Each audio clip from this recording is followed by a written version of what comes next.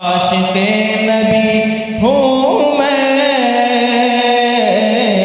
وارث علی ہوں میں لہو نہ پائے گا حشر تک کفن میرا، میں لہو نہ پائے گا حشر تک کفن میرا، میں لہو نہ پائے گا حشر تک کفن میرا۔ الحمدللہ الحنان المنان الذي خلق الإنسان وعلمه البيان، والصلاة والسلام على رسوله سيد الإنس والجان وعلى آله وأصحابه ذوي الخير والإحسان، أما بعد فأعوذ بالله من الشيطان الرجيم، بسم الله الرحمن الرحيم، من المؤمنين رجال صدقوا ما عاهدوا الله عليه فمنهم من قضى نحبه ومنهم من ينتظر وما بدلوا تبديلا، صدق الله مولانا العظيم۔ بارگاہ رسالت معاب صلی اللہ تعالیٰ علیہ وسلم میں درود پاک کا ہدیہ پیش کریں۔ اللہم صلی علی سیدنا و مولانا محمد معدن الجود والکرم وآلہ واصحابہ الکرام وابنہ الکریم وبارک وسلم۔ عزیزان گرامی وقار، آج کی اس محفل پاک میں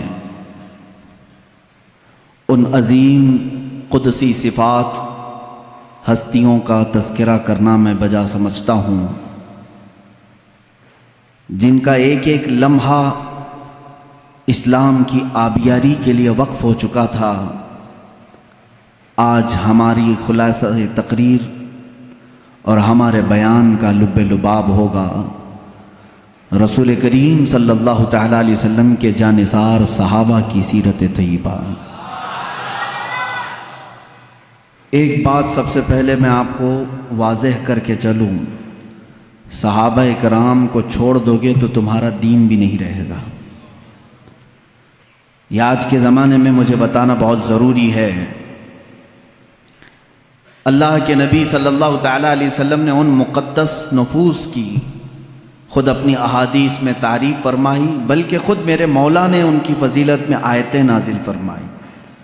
رب تعالیٰ قرآن میں فرماتا ہے رضی اللہ عنہم ورضوا عنہ، اللہ ان سے راضی ہوا اور یہ اللہ سے راضی ہو گئے۔ یہ صحابہ اکرام رضوان اللہ تعالیٰ علیہم اجمعین کے لیے ہی بات آئی ہے، جن کے بارے میں اللہ فرما رہا ہے کہ اللہ ان سے راضی ہو گیا، پھر دنیا میں ان کو اس سے بڑا مقام اور کیا دیا جائے۔ اللہ جن سے راضی ہو گیا۔ میرے عزیزو، اللہ تعالیٰ قرآن میں ان کے متعلق فرماتا ہے لوگوں میں سے، مومنین میں سے کچھ وہ ہیں جنہوں نے اللہ سے کیا ہوا وعدہ پورا کر دیا۔ وہ کون ہیں؟ وہ صحابہ ہیں۔ اور ایک جگہ پر اللہ تعالیٰ یوں فرماتا ہے والسابقون الاولون من المہاجرین والانصار، مہاجرین اور انصار صحابہ میں سے جو سب سے پہلے ایمان لانے والے لوگ ہیں، ان کے متعلق بھی رب تعالیٰ فرماتا ہے رضی اللہ عنہم ورضوا عنہ وأعد لهم جنات تجری تحتها الانہار خالدین فیہا۔ اللہ ان سے راضی ہو گیا اور وہ اللہ سے راضی ہیں، اور ان کے لیے اللہ نے ایسی جنتیں تیار کی ہیں جس میں نہریں بہہ رہی ہیں۔ ان نفوس قدسیہ کے لیے دنیا میں ہی بشارت دے دی گئی۔ وجہ یہ ہے کہ انہوں نے حق ادا کیا حضور اکرم صلی اللہ تعالیٰ علیہ وسلم کے دوست بننے کا اور صحابیت کا۔ رسول کریم صلی اللہ تعالیٰ علیہ وسلم کے زندگی میں جتنے لوگ آپ کے قریب آئے، میں یہاں پہلے یہ بھی بتا دوں گا کہ صحابی کہتے کسے ہیں۔ صحابی کون ہے؟ وہ پوری ڈیفینیشن معلوم ہونی چاہیے آپ کو، جو حالت اسلام میں میرے آقا صلی اللہ تعالیٰ علیہ وسلم کی زندگی میں ایک بار بھی زیارت کیا ہو اور حالت اسلام میں ہی انتقال بھی ہوا ہو، اسے کیا کہتے ہیں؟ صحابی۔ جو حالت اسلام میں حضور کی زیارت کیا ہو اور اسلام کی حالت میں ہی انتقال بھی ہوا ہو، حضور اکرم صلی اللہ تعالیٰ علیہ وسلم کو خواہ ایک لمحے کے لیے بھی دیکھا ہو، وہ صحابی ہیں۔ اب اس سے یہ تعریف سے میں کیوں بتانا چاہتا ہوں، کیونکہ رسول کریم صلی اللہ علیہ وسلم کے زمانے میں بہت سارے لوگ تھے، حضور کو دیکھیں، ابو جہل دیکھا ہے، ابو لہب دیکھا ہے، لیکن وہ حالت اسلام میں نہیں دیکھا انہوں نے، کفر کی حالت میں دیکھا۔ صحابی وہ ہوتا ہے جو حالت ایمان میں دیکھا ہو، اور کچھ وہ لوگ ہیں جو ایمان تو لائے تھے رسول کریم صلی اللہ تعالیٰ علیہ وسلم پر، لیکن حضور کی وفات کے بعد کچھ لوگ اس میں سے مرتد بھی ہوئے ہیں، دین چھوڑ دیے، کچھ ہوں گے گنتی کے، تو وہ ان کو بھی صحابی نہیں کہا جاتا، کیونکہ جس کا کفر پر خاتمہ ہوا وہ صحابی نہیں۔ صحابی کے لیے دو شرطیں مین ہیں، حالت اسلام میں حضور صلی اللہ علیہ وسلم کو دیکھا ہو اور حالت اسلام میں ہی دنیا سے رخصت بھی ہوا ہو، وہ صحابی ہے۔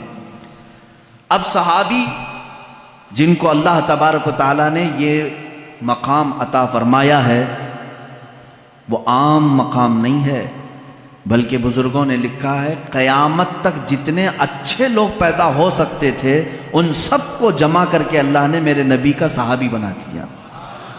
ان سے اچھا دنیا میں کبھی کوئی آئے گا نہیں، قیامت تک صحابہ سے اچھا پھر کوئی نہیں آئے گا۔ جو سب سے اچھے تھے دنیا میں ان کو اللہ تعالیٰ نے رسول اکرم صلی اللہ علیہ وسلم کا صحابی بنایا۔ ایک بات اور بھی میں آپ کو بتا دوں، اسلام میں پورے امت کا اجماع ہے اس بات پر کہ کسی بھی صحابی کی شان میں گستاخی جائز نہیں۔ الصحابہ کلہم عدول، جتنے صحابی ہیں سب کے سب عادل تھے، پرہیزگار تھے، ان میں سے ایک بھی بگڑا ہوا یا گمراہ نہیں، ایک بھی صحابی کو۔ صحابہ کتنے تھے میرے عزیزو؟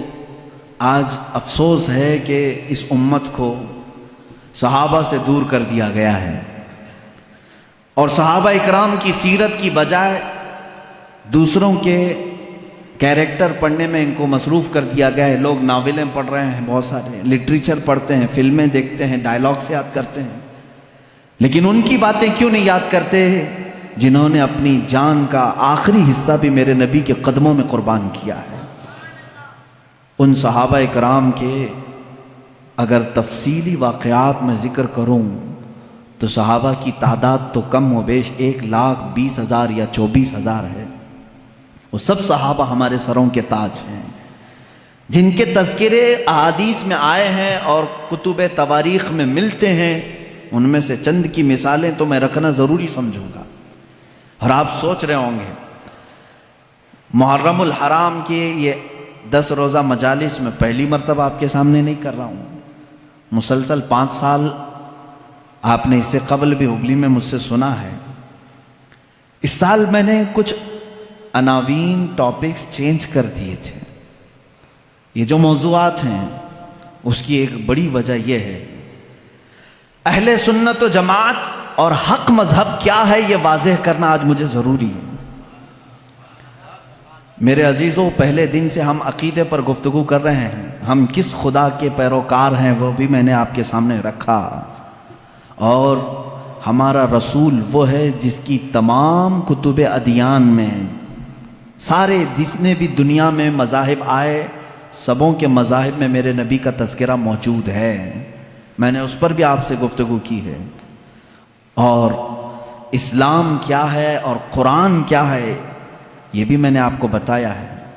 ان کے بعد صحابہ اکرام کی محبت ہمارے لیے کتنی اہمیت رکھتی ہے میں آپ کو بتاؤں۔ اعلیٰ حضرت رضی اللہ تعالیٰ عنہ کے ایک شعر نے ہمارے لیے فیصلہ کر دیا ہے، اہل سنت کا ہے بیڑا پار اصحاب حضور، نجم ہے اور ناؤ ہے اطرت رسول اللہ کی۔ آپ کو شعر سمجھانا پڑے گا، اعلیٰ حضرت رضی اللہ تعالیٰ عنہ کے ہر شعر کو، چاہے سمجھ میں آئے نہ آئے، سنی سبحان اللہ کہتا ضرور ہے، کیونکہ اس میں عشق کے کچھ جام بھرے ہوئے ہوتے ہیں، پھر بھی مجھے سمجھانا چاہیے۔ اللہ کے نبی صلی اللہ تعالیٰ علیہ وسلم نے اپنی زندگی پاک میں 2 جماعتوں کی بڑی فضیلت بیان فرمائی، 2 جماعتوں کی بڑی فضیلت بیان فرمائی. ایک صحابہ کی جماعت ہے اور دوسرے اہل بیت کی جماعت ہے. رسول اللہ صلی اللہ علیہ وسلم کے گھر والے جو ہیں ان کو اہل بیت کہتے ہیں. اور صحابی کی تعریف تو میں نے ابھی بتا دیا کہ جو رسول کریم صلی اللہ علیہ وسلم کو حالت ایمان میں دیکھے ہوں اور حالت ایمان میں ہی دنیا سے رخصت ہوئے ہوں. دونوں کے بارے میں رسول کریم صلی اللہ تعالیٰ علیہ وسلم کا ایک ایک فرمان سن لیجیے. ایک ایک حدیث دونوں کے بارے میں بتا دیتا ہوں. صحابہ اکرام کے بارے میں میرے آقا صلی اللہ علیہ وسلم فرماتے ہیں اصحابی کالنجوم بأیہم اقتدیتم اہتدیتم. میرے صحابہ آسمان کے تاروں کی طرح ہیں، تم جس کی بھی پیروی کرو گے ہدایت پا جاؤ گے، جس کے بھی پیچھے چلو گے ہدایت پا جاؤ گے. میرے عزیزو، تاروں سے مشابہت اس لیے دی گئی کہ پہلے دور میں ایسا ہوتا کہ لوگ اپنا راستہ تاروں کو دیکھ کر کے ہی منتخب کرتے تھے. ستارے آج تمہارے لیے دیکھنے کی بھی فرصت نہیں تارے چمک رہے ہیں کہ نہیں چمک رہے ہیں، تمہارے پاس گوگل میپ آ گیا نا. اس زمانے میں جو لوگ لمبے سفر پر ہوتے وہ تاروں کو دیکھ کر کے اپنی سمت متعین کرتے تھے. یہ مشرق کی طرف راستہ جا رہا ہے، مغرب کی طرف، یہ ایسٹ ویسٹ ساؤتھ نارتھ سب وہ تاروں سے منتخب کرتے تھے. عرب اس معاملے میں بہت مشہور بھی تھے، معروف بھی تھے. اتنا ہی نہیں، جو سمندروں کے سفر میں جاتے ہیں اور آج بھی سمندروں کے سفر میں کشتیاں ہوں تو وہ تاروں سے، ستاروں سے اپنے راستے منتخب کرتے ہیں.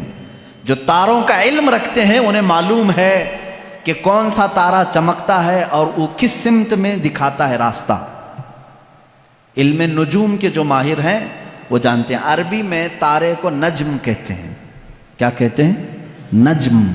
اور اس کی پلورل ہے، جمع ہے نجوم. نجوم، حضور اکرم صلی اللہ علیہ وسلم نے صحابہ کو کہا یہ نجوم ہیں، ہدایت کے تارے ہیں، تم جس تارے کے پیچھے بھی چلو گے ہدایت پا جاؤ. یہ تارے عام طور پر کہاں پر ہدایت دیتے ہیں؟ کشتی میں، سمندر کے سفر میں بہت زیادہ ان کی ضرورت ہوتی ہے. کیونکہ راستہ چلتے وقت ہو سکتا ہے تم کہیں کسی سے پوچھ کر کے راستہ طے کر لو گے. سمندر کے سفر میں کوئی ملتا نہیں سوائے مچھلیوں کی، کسے راستہ پوچھو گے؟ جب بیچ سمندر میں کشتی پہنچتی ہے تو وہاں ایسٹ ویسٹ ساؤتھ نارتھ کچھ بھی نہیں معلوم پڑتا، جہاز کس طرف جا رہے ہیں. تو وہاں تاروں سے ہی راستہ منتخب کیا جاتا ہے، معین کیا جاتا ہے. ایک حدیث میں نے صحابہ کے متعلق سنائی. دوسری حدیث سنیں. اللہ کے نبی صلی اللہ تعالیٰ علیہ وسلم فرماتے ہیں الا ان مثل اہل بیتی کمثل سفینۃ نوح من رکبها نجا ومن تخلف عنها ہلک او کما قال النبی صلی اللہ علیہ وسلم. اللہ کے حبیب صلی اللہ تعالیٰ علیہ وسلم فرماتے ہیں خبردار، میرے اہل بیت، میرے گھر والے، اہل بیت سمجھتے ہیں نا، میرے اہل بیت نوح علیہ السلام کی کشتی کی طرح ہیں. نوح علیہ السلام کی کشتی، آپ کو واقعہ معلوم ہوگا، پوری دنیا ڈوب گئی تھی مگر نوح علیہ السلام کی کشتی تیر رہی تھی. پہاڑ تک ڈوب چکے تھے، پانی میں پہاڑ تک ڈوب چکے تھے، لیکن نوح علیہ السلام کی کشتی پانی پر چل رہی تھی اور اس کشتی میں جتنے لوگ تھے وہ محفوظ تھے. اب میرے آقا صلی اللہ علیہ وسلم کی حدیث سنو. فرماتے ہیں رسول کریم صلی اللہ علیہ وسلم میری اہل بیت، میرے گھر والوں کی مثال نوح علیہ السلام کی کشتی کی طرح ہے. جو ان کے ساتھ ہو گیا وہ نجات پا گیا. جیسے جو نوح علیہ السلام کی کشتی میں بیٹھا وہ ہدایت پا گیا، صحیح طریقے سے باہر نکل گیا، اور جو اہل بیت کا دامن پکڑا وہ نکل گیا، یعنی اس دنیا میں گمراہ ہونے سے محفوظ رہا. اب دیکھیں، اس کو کہا ہے کشتی. حضور اکرم صلی اللہ علیہ وسلم نے اہل بیت کو کیا کہا ہے؟ کشتی. اور صحابہ کو کیا کہا ہے؟ نجم، ستارے. ستاروں کی ضرورت اسی وقت ہوتی ہے جب کشتی سمندر میں ہوتی ہے. دونوں کی مماثلت دیکھیں سمندر کے سفر میں. اب یہاں سے ایک بات سمجھ میں آئی کہ اگر تمہیں سمندر کا سفر کرنا ہے اور تم کہتے ہو صرف تارے دیکھ کر کے میں چلوں گا، ڈوب جاؤ گی. تمہیں کیا چاہیے؟ کشتی چاہیے. تارے راستہ تو دکھا سکتے ہیں لیکن سمندر پہ چلنا تمہارے بس کی بات نہیں. کشتی پہ سوار ہونا ہوگا. اور اگر کوئی بندہ یہ کہے میرے پاس کشتی ہے، میں کچھ بھی نہیں دیکھوں گا، خود چلوں گا، وہ سمندر میں بھٹکتا پھرے گا، اسے تارے دیکھنا ہی پڑے گا۔ اس کا مطلب ہوا کہ بغیر صحابہ کے بھی دین نہیں چلے گا، بغیر اہل بیت کے بھی دین نہیں چلے گا۔ تم اگر اہل بیت کی محبت کے دعوے دار ہو تو صحابہ کو بھی ماننا ہوگا، اور اگر صحابہ کی محبت کے قائل ہو تو اہل بیت کا دامن بھی نہیں چھوڑنا ہوگا۔ اسی لیے اعلیٰ حضرت نے فرمایا، یہ دونوں لفظ یاد ہو گئے، کشتی کو ناؤ کہتے ہیں، کشتی کو ناؤ، اور صحابہ کو حضور نے نجم کہا ہے۔ اعلیٰ حضرت فرماتے ہیں اہل سنت کا ہے بیڑا پار، اصحاب حضور نجم ہے اور ناؤ ہے اطرت رسول اللہ کی۔ یہ صرف ہم ہیں کہ ہمارے پاس صحابہ کی جماعت بھی ہے اور اہل بیت کی جماعت بھی ہے۔ ہم شیعہ رافضی بھی نہیں اور گستاخ صحابہ بھی نہیں، ہم اہل بیت کے دشمن خارجی بھی نہیں اور صحابہ کے دشمن شیعہ رافضی بھی نہیں۔ الحمدللہ ہم جہاں صدیق اکبر کی امامت کو تسلیم کرتے ہیں وہیں حیدر کرار کی ولایت کو بھی تسلیم کرتے ہیں۔ ہم جہاں سیدہ کائنات فاطمۃ الزہرا رضی اللہ تعالیٰ عنہا کو سلام اللہ علیہا کہتے ہیں، انہیں جنتی عورتوں کی سردار مانتے ہیں، وہیں ام المومنین عائشہ صدیقہ کا بھی احترام کرتے ہیں۔ یہ اہل سنت و جماعت ہے جو درمیانی راستے میں ہے۔ میرے عزیزو، ذرا ادھر ادھر ہو جاؤ گے تو قدم ڈگمگا جائیں گے۔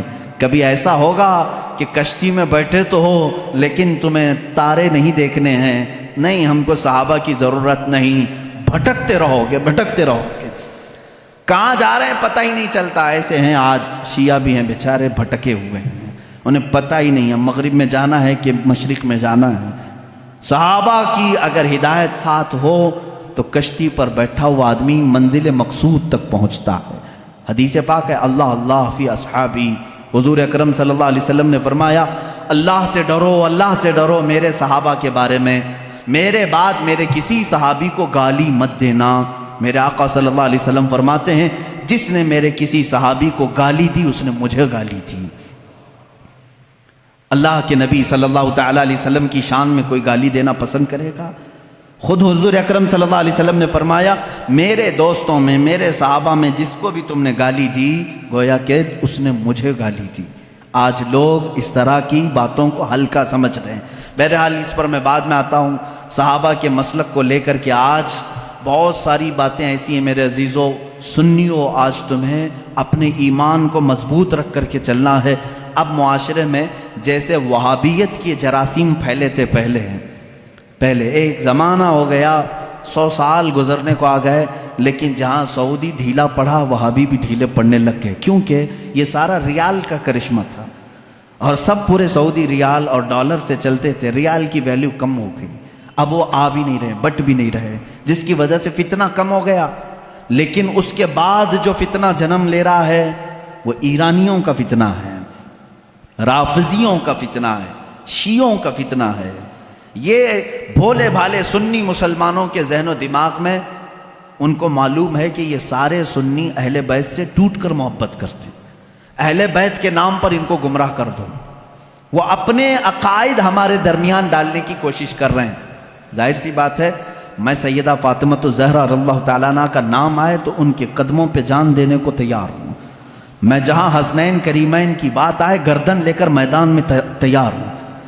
ہر سنی کا ہمارا عقیدہ یہی ہے۔ ہم ان ائمہ اطہار اور یہ جو اہل بیت ہیں ان کے لیے تو جان فدا کرنے کی بات کرتے ہیں، اور یہ شیعوں کو معلوم ہے، وہ جانتے ہیں کہ یہ سنی اہل بیت سے بہت محبت کرتے ہیں، ان کو بلیک میل انہی ناموں سے کیا جائے۔ تو یہ آتے ہیں ہمارے درمیان الگ الگ پردے اوڑھ کر کے، الگ الگ لباس اوڑھ کر کے آتے ہیں، اور تمہارے اندر وہ بیکٹیریا، وہ جراثیم ڈالنے کی کوشش کرتے ہیں جو ان کے عقیدے ہیں۔ اگر میں وہ عقیدے کھولوں تو یہاں بڑی طویل بحث چلی جائے گی، میرا ٹاپک ہی ہٹ جائے گا۔ بعد میں بات یہ ہو جائے گی کہ پوری تقریر اسی پر ہونا پڑے گی کہ ان کے عقائد آج جامع ازہر میں ہم نے پڑھا بھی ہے۔ یہ لوگ حضرت علی کرم اللہ وجہہ الکریم کو انبیاء اکرام سے افضل کہتے ہیں۔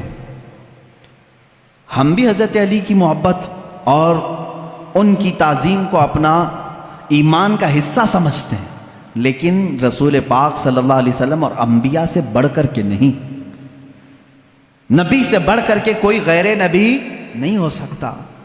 اور یہ مولا علی کرم اللہ وجہہ الکریم کے متعلق بعض شیعہ تو یہاں تک کہتے ہیں، معاذ اللہ اب بھی موجود ہے انٹرنیٹ پر ایسے ویڈیو کلپس بھی موجود ہیں، کچھ شیعہ یہ تک کہہ جاتے ہیں اللہ فاطمہ زہرا کے گھر کو اپنی داڑھی سے جھاڑو لگاتا ہے، معاذ اللہ رب العالمین، نعوذ باللہ من ذالک۔ یہ ایسے جملے ہیں جس کو کہنے سے بھی دل کتراتا ہے۔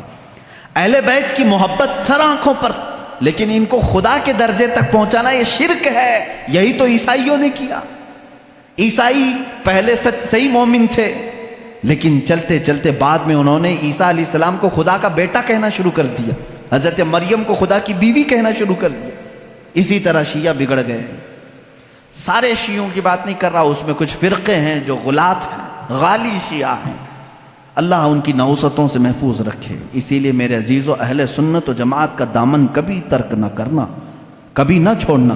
یہ ایسا درمیانی راستہ ہے جس مسلک میں آج ہمیں صحابہ کی تعظیم بھی سکھائی جاتی ہے اور اہل بیت اطہار کی تعظیم بھی سکھائی جاتی ہے۔ یہاں ایک بال برابر بھی ہمیں ادھر سے ادھر ہونے نہیں دیا جائے گا، ایک بات سمجھ کر کے چلیں۔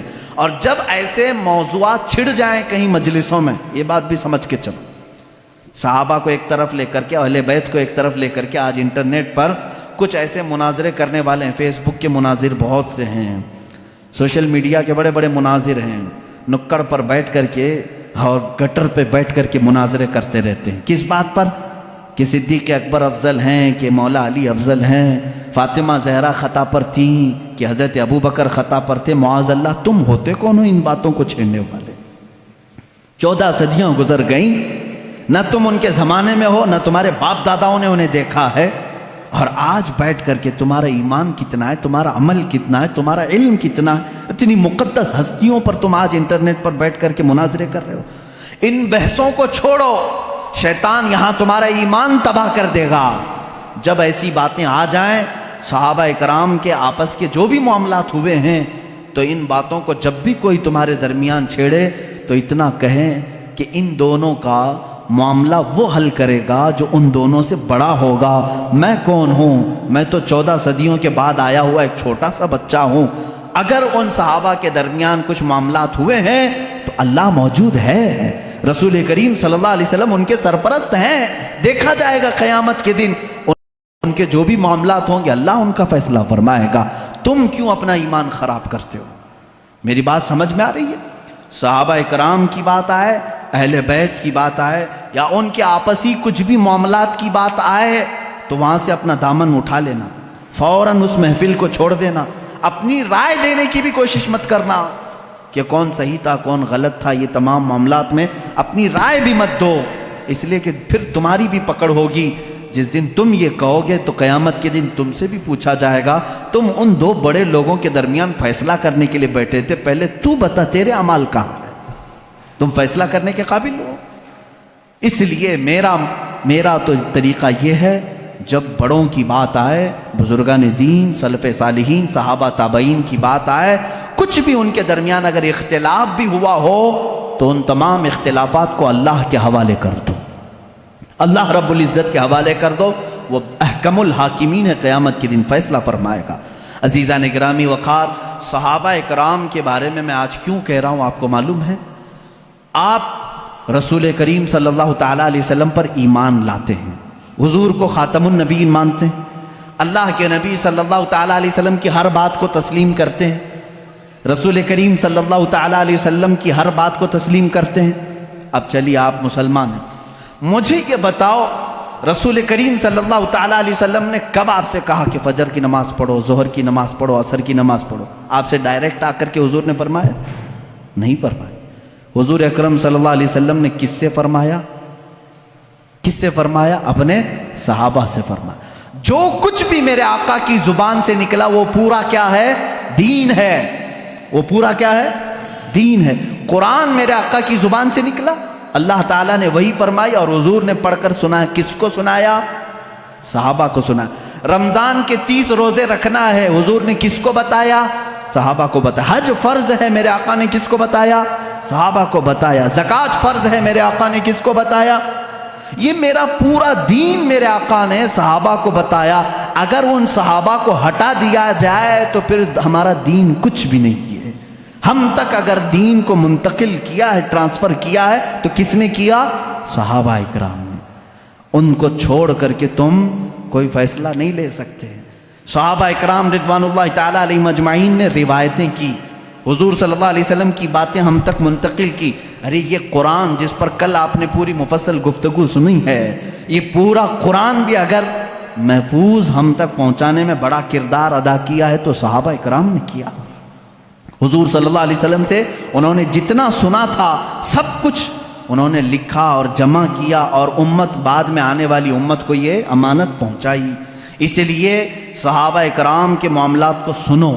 اور میں آج دعوت فکر دیتا ہوں میرے ہر بچے کو، ہر دوست اور میرے ہر بھائی کو، کہ اب دوسروں کی ادھر ادھر کی تاریخ پڑھنے سے بہتر ہے کہ پہلے تم صحابہ کی تاریخ پڑھو. یہ تمہیں رسول کریم صلی اللہ تعالیٰ علیہ وسلم کا حقیقی عشق اور محبت سکھاتے ہیں. ہم تو تقریروں میں بتاتے ہیں، یہ الگ معاملہ ہے، لیکن صحابہ جو اپنے عمل سے بتاتے ہیں اس کی مثال ملتی نہیں ملے گی.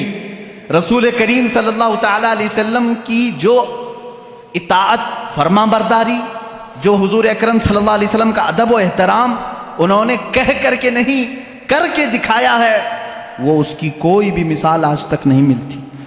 چند صحابہ اکرام کی میں باتیں بتاؤں، کتنی محنت، مشقت اور دقت سے یہ اسلام میں آئے اور جمے رہے. ان کے بارے میں قرآن کہتا ہے ان الذین قالوا ربنا اللہ ثم استقاموا، بے شک وہ لوگ جنہوں نے کہا اللہ ہمارا رب ہے پھر اس پر جمے رہے. تتنزل علیہم الملائکہ، اللہ فرماتا ہے ان پر رحمت کے فرشتے اتارے جاتے ہیں. یہ صحابہ کے بارے میں بات آئی. ایک بار جب انہوں نے کہہ دیا اللہ ہمارا رب ہے پھر ہٹتے نہیں تھے، اس سے ہٹتے نہیں تھے. آج کی جو موب لنچنگ ہے ان کے ساتھ بھی ہوئی ہے، بلکہ اس سے بھی زیادہ سخت طریقے سے ہوئی ہے. صحابہ اکرام رضوان اللہ تعالیٰ علیہم اجمعین کو جو اذیتیں دی گئی، جو مشقتیں دی گئیں، میرے عزیزوں کان کھڑے ہو جاتے ہیں سنتے ہوئے. ان میں جو اذیتیں سہنے والے حضرت خباب بن الارت رضی اللہ تعالیٰ عنہ، جب یہ مدینہ طیبہ آئے، حضرت خباب رضی اللہ تعالیٰ عنہ، ان کی پیٹھ پوری گل چکی تھی. کس وجہ سے؟ ان کی پیٹھ جب یہ اپنا دامن اٹھاتے تھے تو ریڑھ کی ہڈی دکھتی تھی. ان سے صحابہ نے پوچھا تم نے جبہ اٹھایا، یہ ریڑھ کی ہڈی تک کا گوشت کہاں گیا؟ کہتے کہ جب میں ایمان لایا تھا مکہ میں، یہ کفار مکہ مجھے پکڑ کر کے انگار کے کوئلوں پر لٹاتے تھے اور پھر میرے سینے پر پیر رکھ کر کھڑے ہو جاتے تھے. نیچے سے کوئلے میری چربی سے پگھل جاتے تھے تو پھر ان انگاروں کو دھکایا جاتا تھا. حضرت عمر فاروق رضی اللہ تعالیٰ عنہ کی آنکھیں بھیگ گئیں. کہنے لگے اے خباب، تم اور بلال دونوں نے یہ تکلیفیں اٹھائی ہیں. بلال حبشی کے ساتھ بھی یہی ہوتا تھا.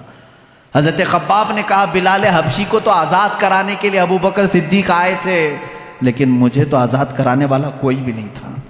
حضرت خباب رضی اللہ تعالیٰ عنہ کو مسلسل 3 سال تک جلایا گیا ہے. 3 سال تک جلایا گیا ہے. پکڑے جاتے تھے، بار بار پکڑتے تھے، ان کو جلاتے تھے. حضرت بلال حبشی رضی اللہ تعالیٰ عنہ کا ایمان تو دیکھیں. ان کا آقا امیہ تھا، صرف اس بات پر کہ یہ رسول کریم صلی اللہ علیہ وسلم پر ایمان لائے. اچھا، جو سب سے پہلے 6 لوگ اسلام لائے، سب سے پہلے جو 6 لوگ اسلام لائے، ان میں سے ایک نام حضرت بلال حبشی کا ہے. سٹارٹنگ بالکل، جس میں حضرت ابو بکر صدیق رضی اللہ تعالیٰ عنہ، حضرت علی کرم اللہ وجہہ الکریم، سیدہ خدیجۃ الکبریٰ رضی اللہ تعالیٰ عنہ، حضرت زید رضی اللہ تعالیٰ عنہ، حضرت بلال حبشی رضی اللہ تعالیٰ عنہ، ان کے نام آتے ہیں. یہ وہ لوگ ہیں جو سب سے پہلے ایمان لانے والوں میں سے. حضرت بلال کو ان کا آقا پکڑتا تھا اور وہ کہتا تھا کیا میں تیرا رب نہیں ہوں؟ حضرت بلال کہتے تھے نہ، ربنا اللہ، ہمارا رب تو اللہ ہے، تو رب ہو ہی نہیں سکتا. اس کے غلام تھے وہ، اس وقت غلامی کا دور تھا، آقا جو کہے غلام کو ماننا پڑتا تھا. وہ اپنے 2 بدماش بیٹوں کے ہاتھ میں دے دیتا تھا. حضرت بلال رضی اللہ تعالیٰ عنہ کو ایک بڑے ڈرم میں وہ ڈال کر کے دن بھر اس کا ڈھکنا بند کر کے رکھتے تھے. بڑے سے ڈرم میں ڈال کر کے اس کا ڈھکن بند کر کے رکھتے تھے، شام کو کھولتے تھے بغیر کھانا پانی دیے ہوئے، پھر ان کو مارتے تھے مسلسل۔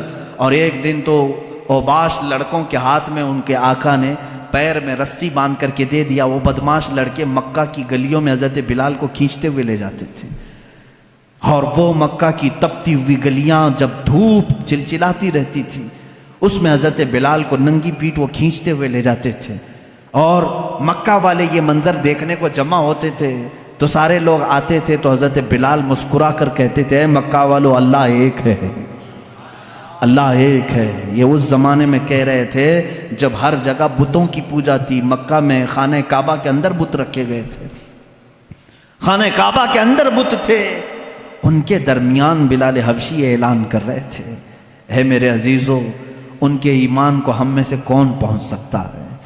آج ہم پر تھوڑی سی آفت بھی نہیں ٹوٹی کہ لوگ اپنا اسلام چھپانا شروع کر دیے، آج لوگ مصلحت کی بات کرنے لگ گئے۔ زمانہ ایسا ہے مولانا، اب تو سوچ سمجھ کے چلنا پڑتا ہے۔ میرے بھائی آپ کی بات کر رہے ہو، کیا بلال حبشی کا زمانہ اچھا تھا؟ وہ زمانہ کتنا خطرناک تھا، کیا وہ زمانہ آج ہے تمہارے ساتھ؟ لوگ آج ہم سے کہتے ہیں نہیں اب ویسا نہیں چلے گا، اب تھوڑا سا زمانہ بدل گیا۔ اب زمانہ بدلا نہیں، یہ اللہ کا شکر ادا کرو کہ اب بھی اللہ نے تمہیں سجدوں کی اجازت دی ہے، یہ مہلت رکھی ہے، آزادی ہے آج بھی، پھر بھی تم مصلحت کی بات کرتے ہو۔ نہیں، سب کو راضی کرنے کے لیے اس بلال حبشی کو قیامت کے دن تمہیں منہ دکھانا ہوگا جو سارے بتوں کے بیچ میں کھڑے ہو کر کے کہتے تھے ربنا اللہ، ہمارا رب اللہ ہے، اللہ احد اللہ احد، اللہ ایک ہے، اللہ ایک ہے۔ انہیں مارا جاتا تھا، اتنا مارا گیا حضرت بلال حبشی رضی اللہ تعالیٰ عنہ کو کہ پورے جسم میں اس کے داغ تھے، پورے جسم میں داغ تھے۔ اور ایک صحابی حضرت یاسر رضی اللہ تعالیٰ عنہ، یہ تو یمن سے چلے تھے اپنے گمشدہ بھائی کو ڈھونڈنے کے لیے، یہ آئے مکہ میں بھائی کو ڈھونڈنے کے لیے آئے تھے، ان کا ایک بھائی گم ہو گیا تھا، لیکن جب رسول کریم صلی اللہ علیہ وسلم کو دیکھے تو واپس نہ جانے کی بات کر کے وہیں ٹھہر گئے۔ وہ یمن کے رہنے والے تھے، کہا کہ اب اس زمین کو چھوڑ کر نہیں جاؤں گا، کہ اس لیے کہ اس چہرے کو دیکھنے میں آنکھوں کا ایک سکون ہی الگ ہے۔ وہ اپنے گمشدہ بھائی کو ڈھونڈنے کے لیے آئے تھے، حضرت یاسر رضی اللہ تعالیٰ ایمان لائے، اور وہیں پر ان کا نکاح ہوا حضرت سمیہ سے۔ حضرت سمیہ ان کے نکاح میں آئی، ان دونوں کے نکاح کے بعد ان کے بیٹے پیدا ہوئے عمار رضی اللہ تعالیٰ عنہ۔ یہ پورا ایک خاندان، ایک فیملی کو بتا رہا ہوں میں، یاسر، سمیہ اور عمار، یہ تینوں ایک گھرانہ ایسا ہے، محبت رسول صلی اللہ علیہ وسلم میں ایک دن بھی ان کو چھوڑا نہیں گیا، ایک دن بھی نہیں چھوڑا گیا۔ یہ مکہ کے ابتدائی حالات میں بتا رہا ہوں آپ کو، جب حضور اکرم صلی اللہ علیہ وسلم کے صحابہ میں صرف 40 صحابہ بھی ابھی نہیں تھے، اور سخت ترین اذیتیں کفار دیتے تھے، جہاں کسی کو پاتے اور خبر ہو جاتی کہ یہ محمد صلی اللہ علیہ وسلم کے دین پر آ گیا ہے، اس کے ساتھ بہت برا سلوک کرتے تھے۔ حضرت سمیہ کو ابو جہل نے ایک بار پکڑا اور گھوڑے کے پیروں سے باندھ دیا۔ کیسے؟ گھوڑے کے سامنے کے دونوں پیروں سے ان کے ہاتھ باندھے، گھوڑے کے دونوں پیچھے کے پیروں سے ان کے پیر باندھے اور گھوڑے کو دوڑایا۔ جب گھوڑا دوڑتا تھا تو ان کی ہڈیاں سرکتی تھیں، ایک ایک ہڈی ٹوٹتی چلی گئی۔ اس وقت پورے مجمع میں لوگ تماشا دیکھنے کے لیے کھڑے رہتے تھے۔ اللہ ان کی مرقد پر گوہر باری کرے۔ سیدہ سمیہ رضی اللہ تعالیٰ عنہ اس حالت میں بھی کہتی تھیں اللہ احد اللہ احد، اللہ ایک ہے، اللہ ایک ہے، تم ہم سے ہمارا ایمان نہیں لے سکتے۔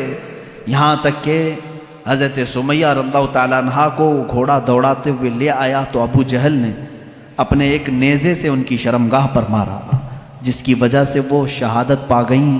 اسلام میں سب سے پہلی شہیدہ حضرت سیدہ سمیہ رضی اللہ تعالیٰ عنہ، سیدہ سمیہ، جن کو صرف اس بات پر شہید کر دیا گیا کہ وہ ایمان لائی تھی۔ اور جانتے ہیں آپ، حضرت سمیہ رضی اللہ تعالیٰ عنہ گھر گھر جاتی تھیں، عورتوں کو قرآن پڑھاتی بھی تھیں، لیکن انہوں نے یہ کام ترک نہیں کیا آخری وقت تک۔ انہیں مارا گیا، پیٹا گیا، آخر میں شہید بھی کر دیا گیا۔ یہ دکھ برداشت نہیں ہو سکا حضرت یاسر جو ان کے شوہر تھے وہ اسی دکھ میں تھے کہ میں یمن سے آیا تھا یا نکاح کیا، میری بیوی کو میرے آنکھوں کے سامنے مارا انہوں نے۔ حضرت یاسر رضی اللہ تعالیٰ عنہ حضور صلی اللہ تعالیٰ علیہ وسلم کے پاس آئے، کہنے لگے آقا کیا کریں، غم برداشت نہیں ہوتا۔ اللہ کے نبی صلی اللہ علیہ وسلم نے فرمایا اصبروا فإن موعدکم الجنہ، تھوڑا اور صبر کرو، جنت تمہارے انتظار میں ہے۔ حضرت یاسر رضی اللہ تعالیٰ عنہ کو بھی ان کفار مکہ نے پکڑا اور ان کے ساتھ بھی بہت برا سلوک کیا، وہ بھی شہید ہوئے۔ یہ اسلام کے دو سب سے پہلے شہید ہیں۔ حضرت عمار جو بیٹے اکیلے بچ گئے تھے، جن کی آنکھوں کے سامنے ماں کو بھی مارا گیا ہو، باپ کو بھی مارا گیا ہو، ان کو کفار مکہ نے بلا کر کے سمجھایا، دیکھ تیری ماں بھی چلی گئی اور وہ بھی بری طرح زخمی تھی، ہڈیاں ٹوٹ گئی تھی، تیرے باپ بھی دنیا سے چلے گئے، تو اکیلا رہ گیا، کیوں محمد کے پیچھے لگا ہے صلی اللہ علیہ وسلم، کیوں تو اپنے مکہ والوں کو چڑھاتا ہے، چھوڑ دے اس دین کو، اس میں امن ہے، خیر ہے، ہم سارا مال تجھے دیتے ہیں اور تجارت میں تجھے ماہر بناتے ہیں۔ حضرت عمار نے کہا پہلے اگر بولتے تو ہو سکتا ہے کہ سوچا جاتا، میں اگر اپنے باپ اور اپنی ماں کے دین کو چھوڑوں تو غدار بیٹا کہلاؤں گا۔ مجھ سے یہ کیسے ممکن ہے کہ میں نے اپنے آنکھوں کے سامنے دیکھا کہ میرے باپ نے جاتے جاتے مجھے یہ وصیت کی ہے کہ مر جانا تو ایمان پر مرنا، میری ماں نے مجھے یہ سبق دیا ہے موت آئے تو تجھے عشق رسول میں آئے، مجھ سے تم میرا ایمان نہیں لے سکتے۔ کافروں نے وہی کیا جو حضرت بلال کے ساتھ کرتے، بیچ راستے میں آگ جلائی اور اس پر حضرت عمار کو لٹا دیا، ان کی پیٹھ جلنے لگی، پیروں تک آگ لگی تھی، وہ رونے لگے۔ اسی اسنا میں میرے آقا صلی اللہ علیہ وسلم کا وہاں سے گزر ہو رہا تھا، حضور اکرم صلی اللہ تعالیٰ علیہ وسلم سے دیکھا نہ گیا۔ حضرت عمار نے پکار کر کے کہا یا رسول اللہ صلی اللہ علیہ وسلم، دیکھیں ان صحابہ کی محبت کو، ہم میں سے کوئی پہنچ سکتا ہے ان کی مقام کو؟ کیا کہتے ہیں جانتے ہیں حضرت عمار؟ آگ پر لیٹے ہوئے ہیں، کفار مکہ وہاں پر انہیں ظلم و اذیت دے رہے ہیں، اس وقت رسول پاک صلی اللہ علیہ وسلم کا گزر ہو رہا تھا، صرف اتنا کہا آقا اگر آپ اپنے عمار سے راضی ہیں تو میرے سامنے یہ آگ کچھ بھی نہیں، اگر آپ راضی ہیں تو میرے لیے آگ کی گرمی کچھ بھی نہیں ہے۔ اس مقام پر بھی وہ یہ کہہ رہے ہیں، یہ نہیں کہا جل گیا ہائے ہائے مجھے بچا لیں، کہہ رہے ہیں یا رسول اللہ اگر آپ راضی ہیں مجھ سے تو پھر یہ آگ کی تپش بھی میرے لیے کچھ نہیں ہے۔ اللہ کے نبی صلی اللہ علیہ وسلم نے کیا پڑھا جانتے ہیں اس وقت؟ کہا یا نارو کونی بردن و سلاما علی عمار ابن یاسر۔ یہ آیت تو حضرت ابراہیم علیہ السلام کے لیے قرآن میں آئی ہے۔ میرے آقا صلی اللہ علیہ وسلم نے فرمایا اے آگ ٹھنڈی ہو جا عمار بن یاسر پر۔ حضرت عمار کہتے ہیں پھر ہجرت کرنے تک ہر ہفتے مکہ کے کفار مجھے آگ میں رکھتے، لیکن ہر بار آگ میرے لیے ٹھنڈی ہی ہوتی تھی، مجھے گرمی لگی نہیں کبھی۔ حضرت عمار رضی اللہ تعالیٰ عنہ ان صحابہ میں سے جنہوں نے اسلام کے راستے پر اذیتیں اٹھائی مگر دامن رسول کبھی ترک نہیں کیا۔ عزیزان گرامی، ان صحابہ میں ایک لمبی فہرست ہے۔ رسول پاک صلی اللہ تعالیٰ علیہ وسلم کے لیے صحابہ نے صرف اپنی جانیں نہیں، اپنا مال بھی، اپنا وقت بھی، اپنی عزیز ترین خواہشات بھی، اپنی محبتیں سب قربان کیا ہے۔ کون سی چیز ہے جو انہوں نے نہیں چھوڑا؟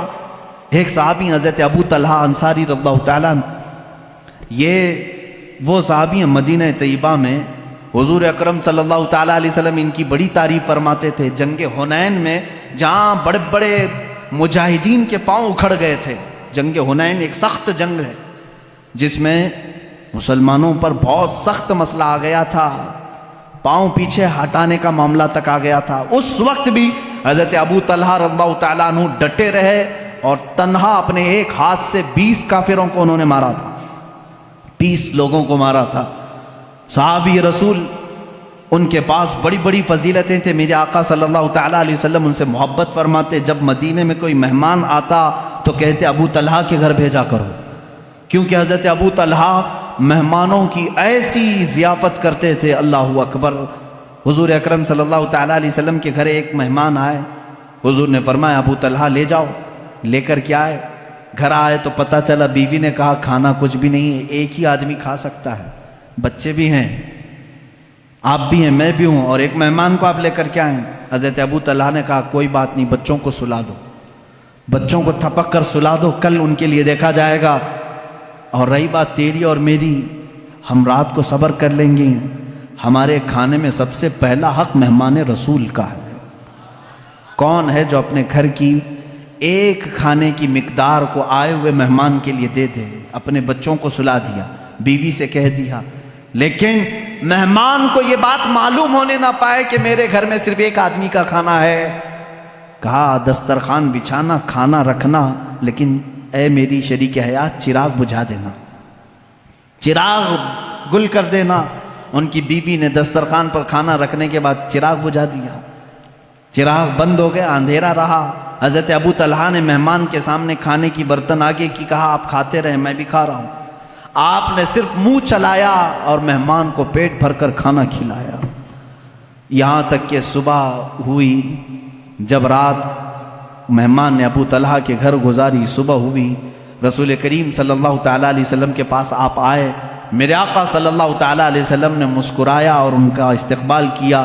ابھی کچھ بات ہوئی نہیں. حضور اکرم صلی اللہ علیہ وسلم نے فرمایا ابو طلحہ جبرائیل آئے تھے, کل رات تمہارے گھر جو ہوا مجھے بتا کر گئے ہیں کہ اللہ تبارک و تعالیٰ نے تمہارے لیے جنتی دسترخوان بچھایا ہے جو اپنے حبیب کے مہمان کو اپنے گھر میں ذرا وقت کے لیے شرمندہ ہونے نہیں دیتا. مولا اس ابو طلحہ کو کبھی زندگی میں شرمندہ نہیں کرے گا. یہ میرے آقا کی دعا تھی. اس ابو طلحہ رضی اللہ تعالیٰ عنہ کی بات میں کروں, مدینہ طیبہ کے قریب میں ان کا ایک باغیچہ تھا. یہ ایک دو صحابہ نہیں جو باغیچے رکھتے تھے, بڑے بڑے رئیس صحابہ بھی ہیں. اس میں سے حضرت ابو طلحہ انصاری رضی اللہ تعالیٰ, ان کے باغیچے کی خصوصیت یہ تھی کہ انہوں نے الگ الگ قسم کے درخت لگائے تھے, ورنہ مدینے میں سب کھجور کے درختوں والے باغیچے. ان کے باغیچے میں رنگ برنگے پھول بھی ہوتے تھے. ایک دن نماز پڑھ رہے تھے اپنے باغیچے میں, ایک پرندہ آیا اور بیٹھا. بڑا باغیچہ تھا اور ان کے باغیچے کو لوگ دیکھنے کے لیے آتے تھے, ابو طلحہ رضی اللہ تعالیٰ عنہ کے. ایک پرندہ آیا نماز پڑھنے کے وقت, اور وہ بڑا خوبصورت پرندہ تھا, اس کی آواز بھی میٹھی تھی. وہ ایک ڈالی سے دوسری ڈالی, دوسری ڈالی سے تیسری ڈالی, اس طرح سے اچھل کود کر رہا تھا. آپ کو وہ بڑا اچھا لگا. آپ نماز کی حالت میں ہی اس کی طرف متوجہ ہو گئے. ہوتا ہے تھوڑی سی آواز آئے سب کی گردن پھر جاتی ہے, انسانی فطرت کا تقاضا ہے. حضرت ابو طلحہ رضی اللہ تعالیٰ عنہ اس پرندے کی آواز کی طرف متوجہ ہو گئے. یہاں تک کہ ظہر کی نماز تھی غالباً, اس کی آواز میں ایسا متوجہ ہو گئے کہ بھول گئے کتنی رکعت ہوئی تھی, 2 پڑھے تھے کہ 3 پڑھے تھے. آپ کو شک ہو گیا کہ میری 2 رکعت ہوئی کہ 3 رکعت ہوئی. پرندے کے چہچہانے نے مست کر دیا. پھر آپ نے سلام پھیرا, اپنی نماز پھر دوبارہ مکمل کر لی. دوڑتے ہوئے میرے آقا صلی اللہ علیہ وسلم کے پاس آئے. کہا یا رسول اللہ صلی اللہ علیہ وسلم, آپ کی بارگاہ میں ایک خبر دینے آیا ہوں. آپ کو معلوم ہے میرا سب سے حسین باغیچہ ہے مدینے کے گرد و نواح میں. کہا ہاں معلوم ہے. حضرت ابو طلحہ نے کہا یا رسول اللہ صلی اللہ علیہ وسلم, آج میں اسی باغیچے میں نماز پڑھ رہا تھا, ظہر کے وقت ایک پرندہ چہچہانے لگا, میرا خیال اس طرف ہو گیا. کہا کیا ہوا پھر؟ کہا اس کی طرف اتنا متوجہ ہو گیا کہ میں نماز میں اپنی رکعت بھول گیا. لیکن یا رسول اللہ صلی اللہ علیہ وسلم, بعد میں نے اپنی نماز کو درست کر لیا, لیکن آپ کی بارگاہ میں آج اس لیے آیا ہوں, آپ گواہ ہو جائیں اس پورے باغیچے کو میں نے صدقہ کر دیا. کہا پورا اتنا قیمتی باغیچہ؟ کہا میں اس باغیچے کو رکھنا نہیں چاہتا جو مجھے میرے رب کی عبادت میں خلل پیدا کرے. میں اگر وہاں نہ گیا ہوتا, نہ وہ پرندہ آیا ہوتا, پورے درختوں کے باغیچے کو انہوں نے صرف اس بات پر وقف کر دیا, صدقے میں دے دیا. یہ وہ صحابہ ہیں جنہوں نے کبھی اس بات کی پرواہ نہیں کی. ایک بار میرے آقا صلی اللہ تعالیٰ علیہ وسلم محفل میں بیٹھے, ایک صاحب شکایت لے کر کے آئے. ایک صحابی ہیں وہ شکایت لے کر کے آئے, یا رسول اللہ صلی اللہ تعالیٰ علیہ وسلم, میرا مدینہ طیبہ میں گھر ہے اور گھر کے آنگن میں کچھ درخت ہیں, میرا پڑوسی اس کے بھی آنگن میں کچھ درخت ہیں, یا دونوں کے چھوٹے چھوٹے باغیچے تھے. میں بیچ میں دیوار بنا رہا تھا, دیوار بنانے کے بیچ میں ایک درخت آ گیا ہے. میں اپنے پڑوسی سے کہہ رہا ہوں کہ وہ درخت تو مجھے دے دے، میری دیوار سیدھی ہو جائے گی. ہوتا ہے کبھی کبھار. وہ درخت بیچوں بیچ آ گیا، باؤنڈری وال میں کمپاؤنڈ بنا رہے تھے، بیچ میں آ گیا ہے، لیکن تھا وہ پڑوسی کا. اس صحابی نے اس سے کہا تو اس پڑوسی نے کہا میں نہیں دوں گا. انہوں نے کہا بیچ دے ایک درخت، میرے کمپاؤنڈ کے اندر آ جائے گا. اس نے کہا وہ بھی نہیں کروں گا. ان کی دیوار ایسے لے کے جانا پڑتا، ٹیڑھی ہو جاتی. حضور اکرم صلی اللہ علیہ وسلم کے پاس وہ آ کر کہنے لگے اس کا مسئلہ میں کیا کروں. اللہ کے نبی صلی اللہ تعالیٰ علیہ وسلم نے اس پڑوسی کو بلایا، کہا کہ میرے اس صحابی کی دیوار سیدھی ہو جائے تو ایک درخت اسے دے دے. کہا نہیں دوں گا میں. میرے آقا صلی اللہ علیہ وسلم کے فرمانے کے بعد بھی اس نے نہ کہا. پھر اس کے بعد حضور صلی اللہ علیہ وسلم نے فرمایا میں تجھے بتا دوں کہ تو وہ ایک درخت میرے اس صحابی کو دے گا، اللہ تجھے جنت میں ایک ایسا درخت دے گا جس کے نیچے گھوڑا 100 سال دوڑے گا. اس کے سائے کے نیچے 100 سال دوڑے گھوڑا. اتنا بڑا درخت تجھے جنت میں دے گا اللہ. اس کو کیا ہے، منافقت تھی. اس نے کہا نہ نہ نہ، مجھے نہیں چاہیے، مجھے نہیں چاہیے اس جنت کے وعدے کو. حضور اکرم صلی اللہ تعالیٰ علیہ وسلم خاموش ہو گئے. محفل میں جو صحابہ بیٹھے تھے جیسی حضور سے جنت کی تعریف سنتے تھے وہ مچل جاتے تھے. ایک صحابی کھڑے ہو گئے، حضرت ابو دحداح رضی اللہ تعالیٰ عنہ. ابو دحداح کھڑے ہوئے کہا یا رسول اللہ صلی اللہ تعالیٰ علیہ وسلم، اگر میں وہ درخت خرید کر کے اس صحابی کو دے دوں تو وہ فضیلت مجھے بھی ملے گی جو آپ نے اس پڑوسی کو بتایا ہے. میرے آقا صلی اللہ علیہ وسلم نے فرمایا ابو دحداح ہاں تجھے بھی ملے گی. یہ ابو دحداح کون ہے جانتے ہیں؟ اللہ اکبر، مدینے کے بڑے امیر آدمی، بڑے امیر آدمی. بلکہ مدینے کی مارکیٹ میں اگر سب سے اعلیٰ قسم کی کھجور کہیں ملتی تھی تو ابو دحداح کے بغیچے کی تھی. ان کے کھجوریں لینے کے لیے لوگ انتظار میں رہتے تھے، بکنگ پہلے ہوتی تھی. حضرت ابو دحداح کا ایسا بڑا باغیچہ تھا اوالی مدینہ، جہاں کی کھجوریں سب سے مہنگی امپورٹ ہوتی ہوں گی، ایکسپورٹ ہوتی ہوں گی. اس زمانے میں ایکسپورٹ کی جاتی تھی، یعنی شام یمن تک جاتی تھی. حضرت ابو دحداح کا باغیچہ پورے مدینے میں مشہور تھا. وہ آئے اس شخص کے پاس جو درخت نہیں دے رہا تھا. کہا اے بندے تو مجھے جانتا ہے؟ کہا ابو دحداح تمہیں بھلا مدینے کا کون آدمی نہیں جانتا. کہا میرا باغیچہ جانتا ہے؟ کہا ہاں کیوں نہیں. اس باغیچے کی خصوصیت یہ، وہ خود بولنے لگا وہ منافق کہ ابو دحداح تیرا باغیچہ مدینے کا سب سے قیمتی باغیچہ ہے، اس کی کھجوریں لینے کے لیے لوگ انتظار میں کھڑے رہتے ہیں. اور پلس اس میں یہ ہے کہ انہوں نے ایک بڑا بہت ہی عالیشان گھر بنایا تھا اس باغیچے کے اندر، اور اسی میں ایک کنواں بھی تھا جو میٹھے پانی کا تھا، ایک نہر جاری کر دی تھی. ایک بہت حسین و جمیل ماحول اس باغیچے کے اندر تھا. وہ منافق خود کہہ رہا ہے مجھے معلوم ہے تمہارے باغیچے کو. حضرت ابو دحداح نے کہا میں وہ پورا باغیچہ دیتا ہوں، وہ ایک درخت دے گا؟ اس نے کہا یہ کیا پاگل پن ہے، ایسی بھی کوئی بات ہو سکتی ہے؟ ابو دحداح کا باغیچہ اور میرا ایک درخت، وہ بھی کمپاؤنڈ کے بیچ میں آ رہا ہے. حضرت ابو دحداح سے اس نے کہا کیا یہ بات تو ہوش و حواس میں کہہ رہا ہے؟ کہا جب بھی رسول پاک کے پاس ہوتے ہیں مکمل اعتماد کے ساتھ بات کرتے ہیں. یہاں دنیا کا اللہ کا سب سے آخری رسول موجود ہے، یہ میرے گواہ ہیں. اس نے کہا فوراً دے دو. حضور صلی اللہ تعالیٰ علیہ وسلم سے انہوں نے کھڑے کھڑے تجارت کر دی. کھڑے کھڑے وہیں پر اس منافق نے کہا میں نے ایک درخت بیچ دیا. حضرت ابو دحداح نے کہا میں نے اپنا پورا باغیچہ تجھے بیچ دیا. ہو گئی بات. ابو دحداح آئے، باغیچے میں گھر بھی تھا، بیوی بھی تھی، بچے بھی تھے، سامان بھی تھا. دروازے پر کمپاؤنڈ کے باہر کھڑے باغیچے کے پکارنے لگے اپنی بیوی کو، ام دحداح میں نے یہ باغیچہ آج بیچ دیا ہے. عورتوں کے معاملات تو معلوم ہوں گے آپ کو، اپنے مردوں کی کوئی چیز بیچنے کہاں دیتی، لیکن وہ صحابیہ تھی. اندر سے کہتی ابو دحداح تم بڑے تاجر آدمی ہو، کچھ بھی سودا کرو گے تو فائدے کے بغیر تو نہیں کرو. مجھے یقین ہے کوئی نفع کی تجارت کر کے آئے ہوگے، نفع کی. ابو دحداح نے کہا ہاں بالکل تو نے صحیح گمان کیا، میں نے نفع کی ہی تجارت کی ہے. ام دحداح نے کہا بیچ دیا؟ کہا ہاں جلدی سے اپنا سامان اٹھا اور باہر نکلا، اب ہماری ملکیت میں نہیں ہے. یہ باغیچہ اب ہماری ملکیت میں نہیں۔ وہ جلدی جلدی سامان اٹھانے لگی اور دروازے پر ابھی آئی نہیں تھی، پوچھا کتنے میں بیچا، کتنے میں بیچا؟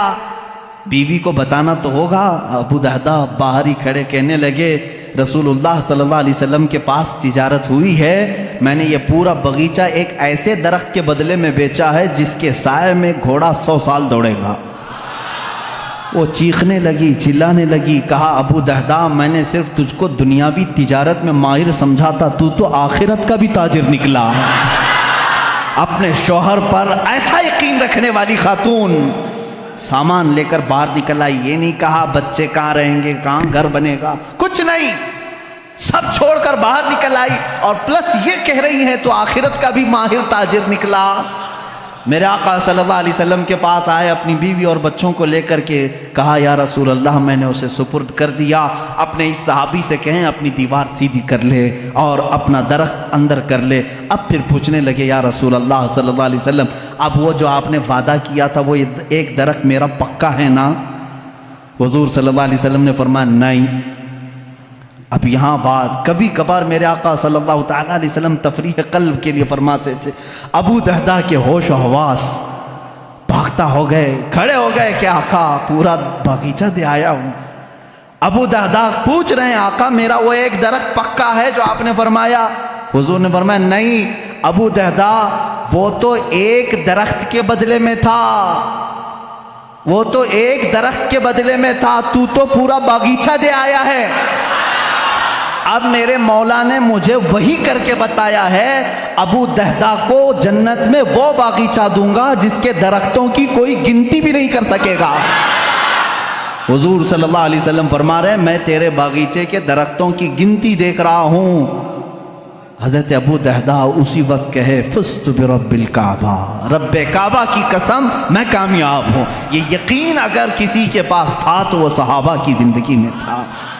اگر رسول فرما دے تو انہیں 100% یقین ہوتا، میرے آقا نے فرمایا ہے تو مجھے مل کے رہے گا۔ عزیزان گرامی، احادیث رسول اگر تمہیں کسی بات کی طرف بلاتی ہیں تو دنیا کو ٹھوکر مار دینا، کیونکہ میرے نبی نے جو وعدہ فرمایا ہے وہ حق ہے اور 100% حق ہے۔ اس طرح کئی صحابہ ہیں جنہوں نے اپنی تمام چیزیں وار دی میرے آقا صلی اللہ علیہ وسلم کی۔ حضرت عثمان ابن عفان رضی اللہ تعالیٰ عنہ ایک بار نہیں کئی مرتبہ، انشاءاللہ العزیز خلفائے راشدین کی سیرت میں کل عرض کروں گا، میں ان کے قربانیوں کے متعلق بھی آپ کے سامنے کچھ باتیں رکھنے کی کوشش کرتا ہوں۔ یہاں وہ صحابہ حضرت صہیب رومی رضی اللہ تعالیٰ عنہ روم سے چل کر مکہ میں آئے تھے۔ شروع میں آئے تھے تو غلام بن کر کے آئے تھے، پھر آزاد ہوئے، پھر تجارت کرنے لگے، اتنا کمائے کہ مکہ میں ایک بڑے امیر بن گئے، جائیداد خریدا، پراپرٹی بنائی، مالدار ہو گئے اور ایمان لے آئے۔ رسول کریم صلی اللہ علیہ وسلم جب ہجرت کر کے مدینے چلے گئے، حضرت صہیب مکہ میں ہی رہ گئے۔ انہوں نے یہ طے کیا کہ نہیں، مجھے بھی اب مکہ چھوڑ کر اس جلوہ جہاں آرا کو دیکھنے کے لیے نکلنا ہے۔ جب وہ جانے لگے تو مکہ والوں نے گھیر دیا، کہا کہ اے صہیب تو جب آیا تھا تو تیرے پاس کچھ بھی نہیں تھا، تو نے سب کچھ مکہ سے کمایا ہے، تو ہمارا مال ہم تو لے جانے نہیں دیں گے۔ انہوں نے آدھی جائیداد لکھ کر کے دے دی مکہ والوں کو، مفت میں میری آدھی جائیداد لے لو اور مجھے جانے دے دو۔ آدھی جائیداد انہوں نے لے لی اور اس کے بعد حضرت صہیب رومی رضی اللہ تعالیٰ عنہ نکلنے لگے۔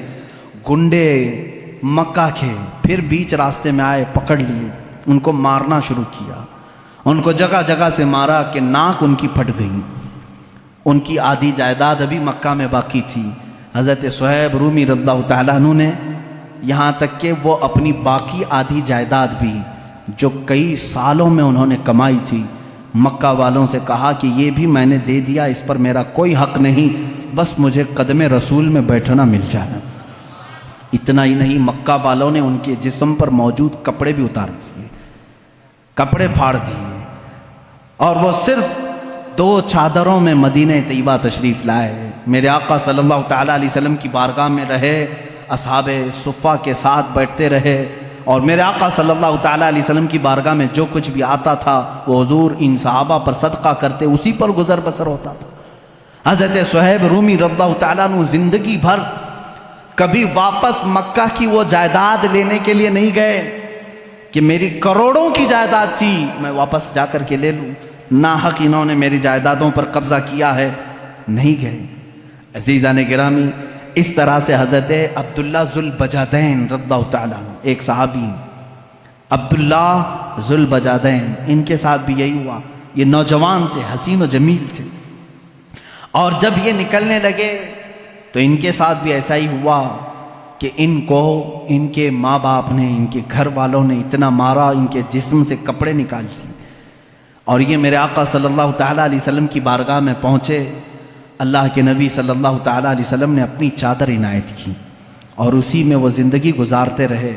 حضرت عبداللہ ذوالبجادین، بجادین، بجاد کہتے ہیں چادر کو، 2 چادریں پہن کر کے وہ پوری زندگی گزارتے رہے، پوری زندگی بھر، یہاں تک کہ مقام تبوک آیا۔ جب جنگ تبوک ہونے لگی، عبداللہ ذوالبجادین کہنے لگے یا رسول اللہ صلی اللہ علیہ وسلم صرف میرے لیے دعا کریں، اللہ مجھے شہادت کی موت عطا کرے، بس میری ایک ہی خواہش ہے۔ میرے آقا صلی اللہ علیہ وسلم نے فرمایا عبداللہ اگر اب تیری راستے میں بھی موت آئے تو تجھے شہید ہی کہا جائے گا، تجھے شہادت کی موت ہوگی۔ ہوا ایسی ہی، تبوک کے راستے میں جب گئے ان کو تیز بخار آیا حضرت عبداللہ ذوالبجادین کو۔ اسی رات حضرت عبداللہ ذوالبجادین کی بخار کی گرمی اتنی بڑی کہ میرے آقا صلی اللہ تعالیٰ علیہ وسلم سفر میں ہیں، سفر کی حالت میں میرے آقا ان کے پاس آئے، ان کا سر لے کر کے اپنی گود میں رکھا۔ یہ عبداللہ ذوالبجادین ہے، وہ کہتے ہیں یا رسول اللہ صلی اللہ علیہ وسلم مجھے ایسا لگتا ہے میری زندگی کی لمحات کم ہو گئے، مگر یہ سر رکھنے کے لمحات طویل ہو جاتے تو کیا اچھا ہوتا۔ اللہ کے نبی صلی اللہ علیہ وسلم ان کا سر اپنے زانوں پر رکھے ہیں، اور اسی اثنا میں وہ میرے آقا کے چہرے کو دیکھتے رہے، ان کی روح نکل گئی۔ حضرت ابو بکر اس میں تھے، حضرت عمر تھے وہاں پر، حضرت عباس تھے، یہ صحابہ دیکھ کر رشک کرنے لگے۔ عبداللہ ذوالبجادین یہ واحد صحابی ہے جس نے حضور کی گود میں دم توڑا ہے۔ میرے آقا صلی اللہ تعالیٰ علیہ وسلم کے زانو اقدس پر اتنا ہی نہیں، رسول کریم صلی اللہ تعالیٰ علیہ وسلم نے فرمایا اس کو کفن کوئی اور نہیں دے گا، میں دوں گا۔ اللہ کے نبی صلی اللہ تعالیٰ علیہ وسلم نے اپنا لباس، اپنا تہبند اور اپنی چادر نکالی، اور انہی 2 چادروں میں عبداللہ کو کفنایا، اور کہا جب یہ میرے پاس آیا تھا تو اس کے گھر والوں نے کپڑے چھینے تھے، آج میں اسے کپڑے پہناتا ہوں۔ اور اسی کفن میں جب ملبوس کیا، اللہ کے نبی صلی اللہ تعالیٰ علیہ وسلم قبر پاک میں خود اترے اور اپنے سینے سے ان کو لگا کر نیچے اتارا۔ یہ عبداللہ ذوالبجادین رضی اللہ تعالیٰ، اس وقت صحابہ رشک کر رہے تھے۔ حضرت عمر کہتے ہیں کاش اس وقت میری موت ہوئی ہوتی۔ اللہ کے نبی صلی اللہ تعالیٰ علیہ وسلم نے ان کو جس انداز میں قبر پاک میں اتارا، عزیزان گرامی 1-2 صحابی نہیں ہیں جنہوں نے اس راستے پر مشقتیں اٹھائی، محنتیں کی، اور اتنی مشقتیں، اللہ کی پناہ اتنی مشقتیں۔ ایک صحابی حضرت خبیب، اللہ اکبر، ان کا تذکرہ آتا ہے رونگٹے کھڑے ہو جاتے ہیں۔ حضور اکرم صلی اللہ تعالیٰ علیہ وسلم نے 3 صحابہ کو ایک مہم پر بھیجا تھا، یہ تینوں گرفتار ہو گئے۔ 10 صحابہ تھے اس میں سے، ان میں سے یہ 3 گرفتار ہوئے، اس میں حضرت خبیب بھی تھے۔ یہ مکہ والوں نے ہی انہیں گرفتار کیا تھا۔ گرفتار کرنے کے بعد ان کو ایک جگہ قید میں رکھا، کتنے دن تک؟ تقریباً 10 دن تک قید میں رکھا، کھانا نہیں دیتے تھے، پانی نہیں دیتے تھے۔ ہم کربلا کے واقعات سنتے ہیں میرے عزیزوں، صحابہ کے یہ جانثاریاں کیوں نہیں سنتے جن کے ساتھ سخت ترین اذیتیں اس زمانے کے ظالموں نے کی۔ حضرت خبیب کو 10 دن کے بعد نکالا، دعوت عام ہوئی، مکہ والے جمع ہوئے۔ حضرت خبیب کو انہوں نے آخری دن سولی پر چڑھانے کا طے کر لیا تھا، سولی تیار کی گئی، لیکن کافروں نے اتنا ہی نہیں کیا، حضرت خبیب کو اس کھوٹے پر باندھا گیا جس پر سولی دینی تھی، باندھ کر کے سب سے پہلے ان کے ناخنوں کو پکڑ سے نکالا، کھینچا۔ ایک ناخن کو اگر پکڑ سے کوئی کھینچے تو اس کی اذیت کیا ہوتی ہے۔ مسلح کیا ان کے جسم کا، ان کے کان کاٹے، ان کی آنکھ میں سلائیاں پھیرتیں، لوہے کی گرم سلائیاں ان کی آنکھوں میں پھیری، ناک کاٹ دی گئی، ہونٹ کاٹے گئے، یہاں تک کہ ایک ظالم قریب میں آ کر کے ان کے پیٹ میں ایسا نیزہ مارا کہ جس سے ان کا کلیجہ دکھنے لگا۔ پیٹ کے باہر کلیجہ لٹکنے لگا، اس حد تک ان کو اذیت دی گئی۔ سولی پر ابھی نہیں چڑھایا گیا تھا، اس وقت ایک مجمع جمع تھا حضرت خبیب کو مارنے کے لیے۔ کسی نے کہا اے خبیب کاش تیری جگہ محمد ہوتے، سب کٹ گیا ہے۔ جلال میں آتے ہیں، کہتے ہیں ظالموں تم کہتے ہو میری جگہ محمد تھے، میرے جسم کے ٹکڑے ہو جائیں میں ان کے قدموں میں کانٹا چبھنا بھی گوارا نہیں کروں گا۔ میں نہیں دیکھ سکتا کہ میرے نبی کے تلووں میں کانٹا بھی چبھ جائے، لو میرے جسم کے اور ٹکڑے لو۔ انہی کٹے ہونٹوں کے ساتھ بولنے لگے۔ ایک عورت آئی، کہا ہے مکہ والو ہمارا نظام تو ہے کسی کو قتل کرتے ہیں تو آخری خواہش پوچھتے ہیں، جب کسی کو پھانسی دیتے ہیں تو اس کی آخری خواہش پوچھتے ہیں۔ اس نیم کو، اس روایت کو مت توڑو، اگرچہ یہ دین چھوڑے ہوئے لوگ ہیں ان کی بھی آخری خواہش پوچھ لو۔ لوگوں نے کہا کیا ہے تمہاری آخری خواہش؟ حضرت خبیب کہتے ہیں میری رسیاں کھول دو، 2 رکعت نماز پڑھنا چاہتا ہوں۔ یہ وہ صحابہ ہیں کہتے ہیں رسیاں کھول دو، میں 2 رکعت نماز ادا کرنا چاہتا ہوں۔ کھول دیا گیا، اسی حالت میں وہ نماز ادا کی، سب جسم کے ٹکڑے ان کی کر دیے جا چکے تھے۔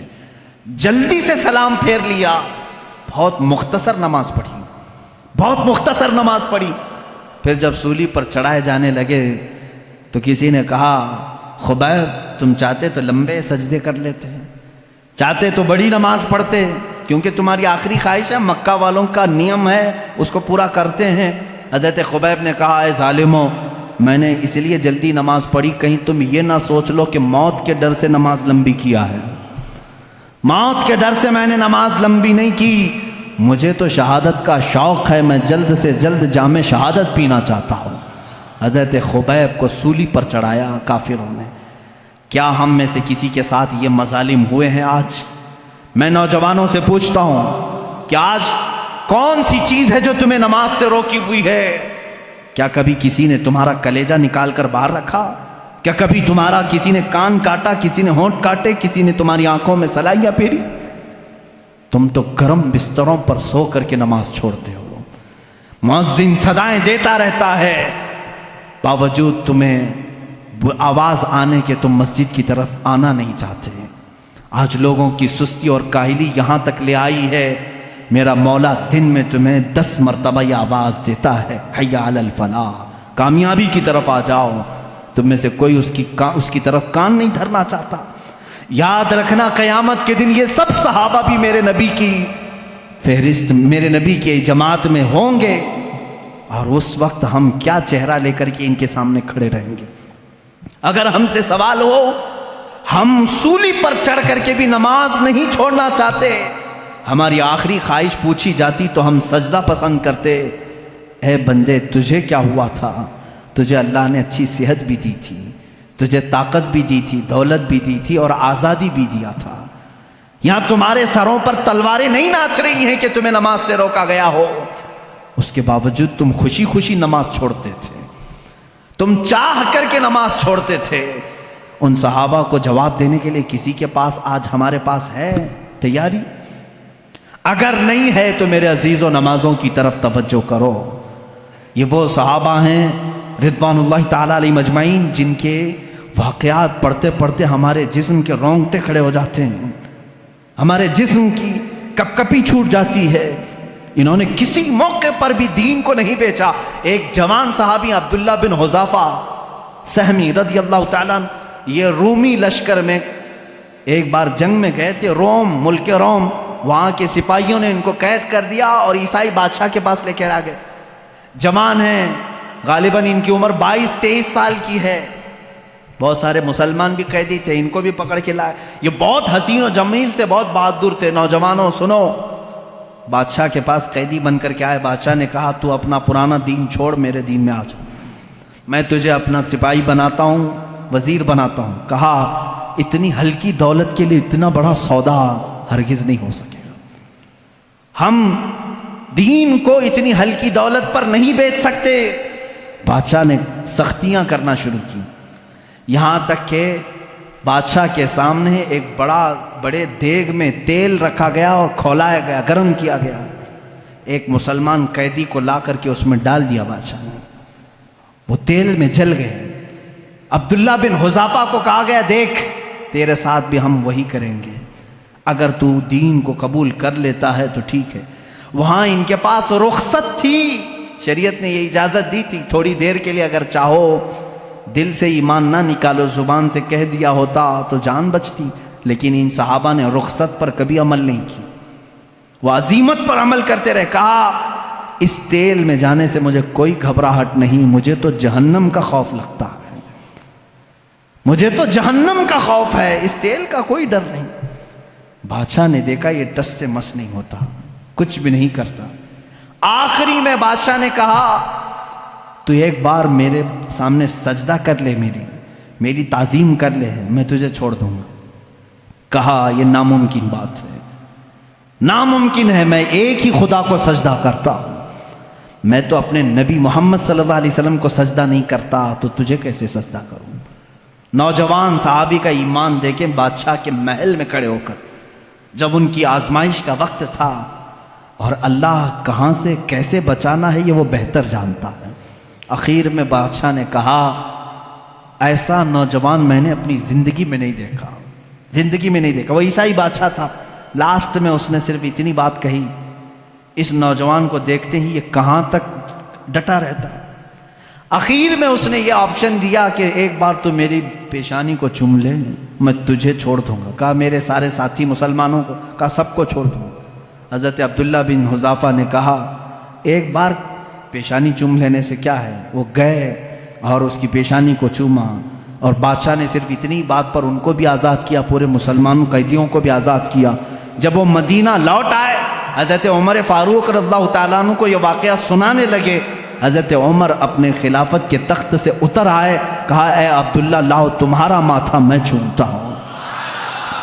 یہ وہ لوگ ہیں جو دین کو کہیں بیچنے نہیں جاتے تھے، کہیں دین کا سمجھوتا کرنے نہیں جاتے تھے۔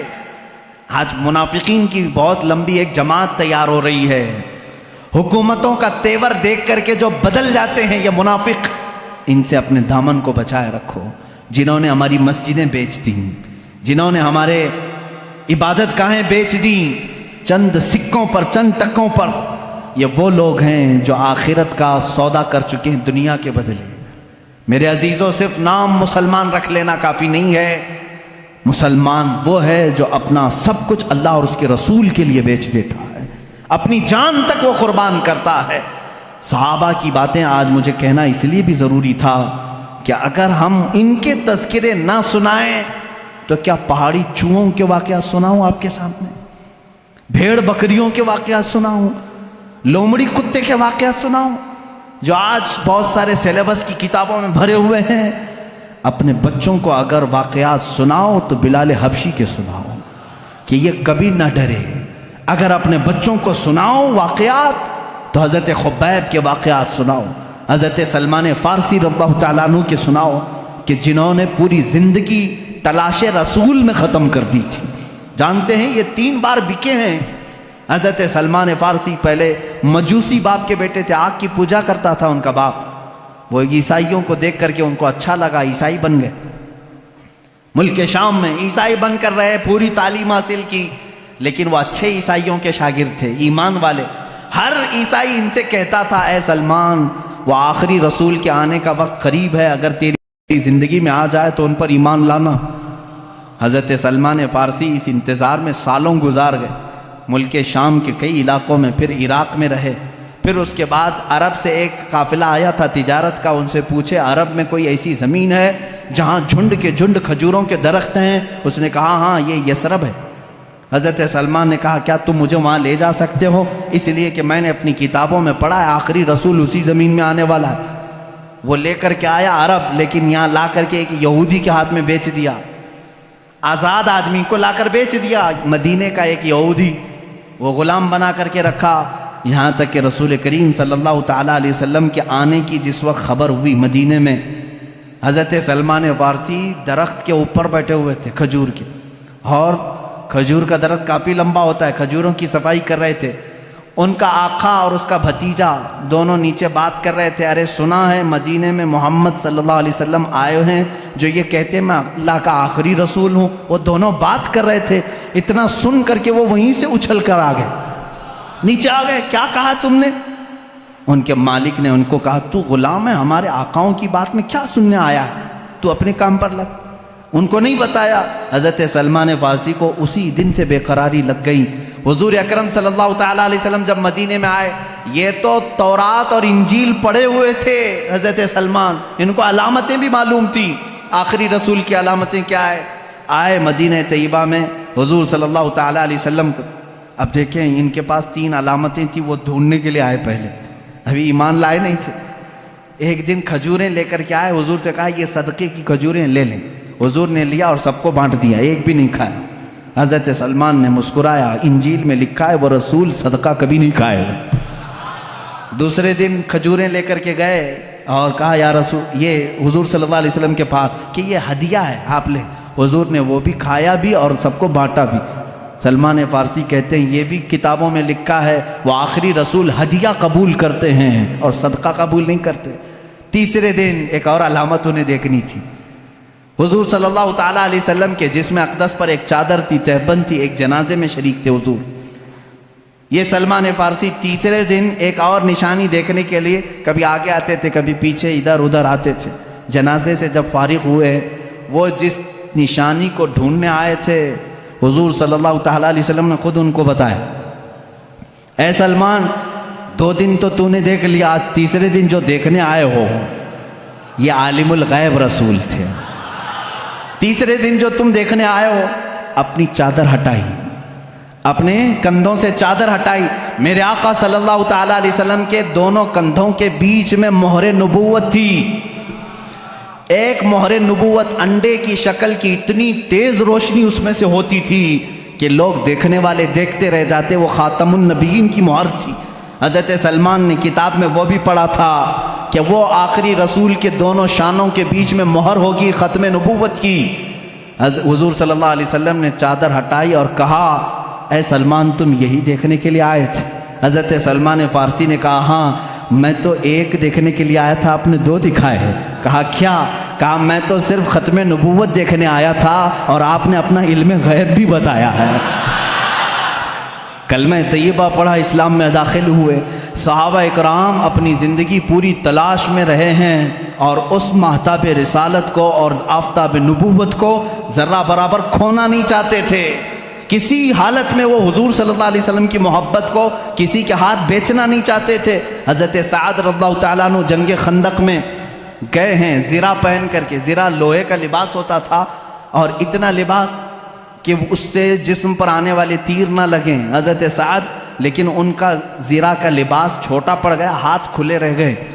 ایک ظالم نے دیکھا حضرت سعد رضی اللہ تعالیٰ عنہ کے سیدھے ہاتھ پر ہی وار کر دیا، ہاتھ سے ان کی موٹی رگ کٹ گئی اور اس سے خون بہنے لگا، اتنا خون کہ وہ پکڑ کر کے حضور کے پاس آئے تو میرے آقا صلی اللہ علیہ وسلم کے چہرے پر بھی خون، جسم اقدس پر خون حضرت سعد کے، اور ظالموں نے ان کے اوپر نیزے چلائے تھے ہاتھوں پر، جو حصہ ان کا زرہ سے کھلا ہوا تھا وہ سب مارا گیا تھا۔ حضرت سعد رضی اللہ تعالیٰ عنہ کس لیے آئے تھے معلوم؟ میدان سے چھوڑ کر کے۔ یہ وہ صحابی ہیں میں آپ کو بتاؤں، حضور صلی اللہ تعالیٰ علیہ وسلم پر اس وقت ایمان لائے تھے جب میرے آقا ابھی مکہ میں ہی تھے۔ یہ مدینے کے ہیں رہنے والے حضرت سعد۔ مکہ میں حضور اکرم صلی اللہ علیہ وسلم پر 2 سال ایسے بھی آئے کہ پورے مکہ والوں نے حضور کا بائیکاٹ کیا تھا، آپ کے پورے خاندان کا، کہ ان سے کوئی بات چیت نہیں کرے گا، لین دین نہیں کرے گا، کھانا پانی ان کے ساتھ، رشتہ داری کچھ نہیں کریں گے۔ سوشل بائیکاٹ کیا گیا تھا، یہ 2 سال تک چلا تھا، اور یہ 2 سال میرے آقا صلی اللہ علیہ وسلم کے گھر والوں پر اتنے سخت تھے، خود میرے آقا صلی اللہ علیہ وسلم نے فرمایا کئی دن ایسے آئے کہ چمڑے ہم نے گرم پانی میں بھگو کر کے کھائے، درختوں کے پتے اس دوران کھائے، کھانے کی کوئی چیز نہیں رہ جاتی تھی مکہ میں 2 سال تک۔ پھر مکہ والوں کو ہی رحم آ گیا، پھر انہوں نے یہ بائیکاٹ ہٹا لیا تھا۔ ان 2 سالوں میں حضرت سعد جو مدینے میں تھے، مالدار بھی تھے، ان 2 سالوں میں حضرت سعد نے بھی چمڑے کھائے اور پتے کھائے۔ آپ سے کہا جاتا کیوں یہ کھاتے ہو؟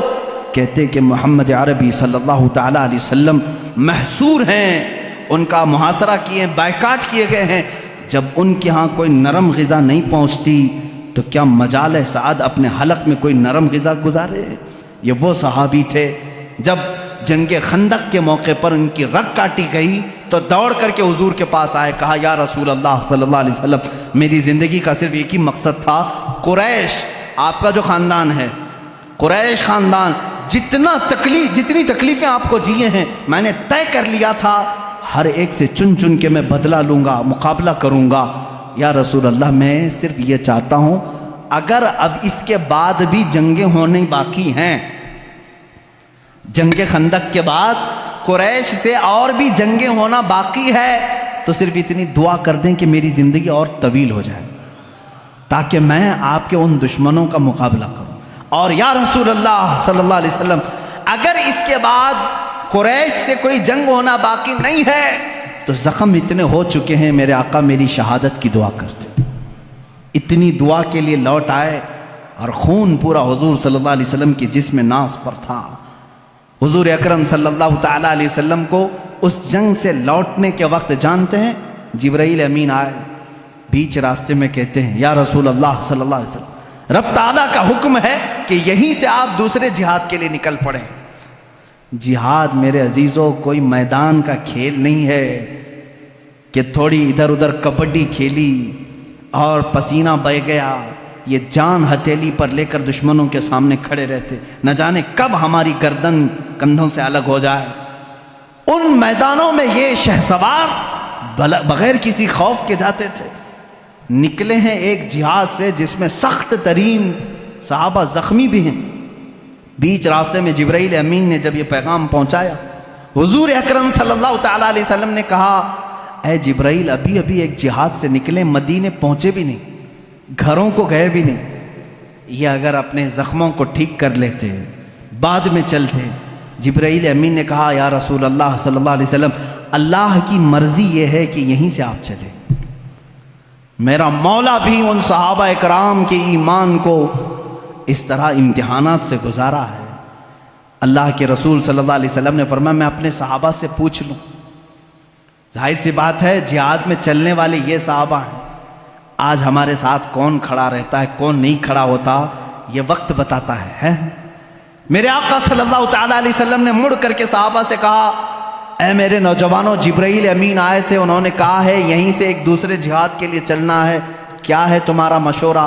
کسی صحابی نے یہ کہا کہ یا رسول اللہ تھک گئے ہیں، کپڑے پھٹ گئے ہیں، زخم آ گئے ہیں، گھر جائیں بیوی بچوں سے بات کریں، مرہم پٹی کریں۔ نہ، رسول کریم صلی اللہ علیہ وسلم نے جب مشورہ لیا تمہارا کیا ارادہ ہے؟ صحابہ کہتے ہیں یا رسول اللہ دیر کس بات کی، چلے یہیں سے چلتے۔ یہ وہ صحابہ تھے جن کے بارے میں اللہ فرماتا رضی اللہ عنہم ورضوا عنہ، اللہ ان سے راضی اور وہ اللہ سے راضی ہیں۔ ان میں عورتوں نے بھی وہ کردار ادا کیا ہے۔ احد کے موقع پر ایک خاتون ایسی دوڑی میدان احد چلی آ رہی، جنگ احد ہوئی ہے، جنگ احد ہوئی 3 ہجری، اس وقت ایک خاتون مدینے سے دوڑتی ہوئی جا رہی ہے۔ مسلمانوں کو اس جنگ میں شکست ہوئی تھی، آخر میں 70 صحابہ شہید ہوئے تھے۔ تو بیچ راستے میں کسی نے اس خاتون کو روک کر کے کہا تجھے پتہ ہے تیرے بیٹے کا انتقال ہو گیا؟ کہا الحمدللہ۔ اس خاتون نے کیا کہا؟ الحمدللہ۔ آگے بڑھنے لگے، ایک صاحب نے اور پکڑ کر کہا اے خاتون تجھے معلوم ہے تیرے شوہر کا انتقال ہو گیا؟ الحمدللہ۔ کسی نے کہا تیرے بھائی کا انتقال ہوا؟ کہا الحمدللہ۔ اے آنے والوں سب تو میرے گھر والوں کی بتا رہے ہو، بتاؤ رسول اللہ کی حالت کیا ہے؟ میں جو دیکھنے جا رہی ہوں میرے آقا کی صحت کو دیکھنے جا رہی ہوں، یہ نہیں کہ بیٹا گیا تھا، بھائی گیا تھا، میرا شوہر گیا تھا، سب ان کی خیریت بتانے آ رہے ہیں، میرے نبی کی خیریت بتاؤ۔ لوگوں نے کہا وہ صحیح سلامت ہے۔ اس خاتون نے کہا اے اللہ تیرا کروڑا کروڑ شکر ہے، وہ ایک صحیح ہے تو میرا پورا خاندان قربان ہے۔ آئیں اللہ کے حبیب صلی اللہ تعالیٰ علیہ وسلم کی زیارت کی، خوش ہوئی۔ حضور صلی اللہ علیہ وسلم نے فرمایا خاتون تیرا بیٹا شہید ہوا، جا دیکھ لے۔ وہ کہتی ہیں یا رسول اللہ اگر آپ کا حکم ہے تو میں دیکھتی ہوں، اگر آپ کا حکم ہے تو میں دیکھتی ہوں۔ اپنے نوجوان بیٹے کی لاش میدان میں پڑی ہے، گئی جا کر کے بیٹے کو دیکھا، ٹٹولنے لگی، اس کے جسم سے جبہ اٹھایا، پیٹھ کو سہلانے لگی اپنے ہاتھ سے، پورے پیٹھ کو سہلائی، پھر سیدھا کیا، سینے پر دیکھا تو پورا سینہ چر گیا تھا، پورا سینہ چھدا ہوا تھا، سجدے میں گر گئی۔ کسی صحابی نے پوچھا مائی یہ کیا کر رہی تھی تو؟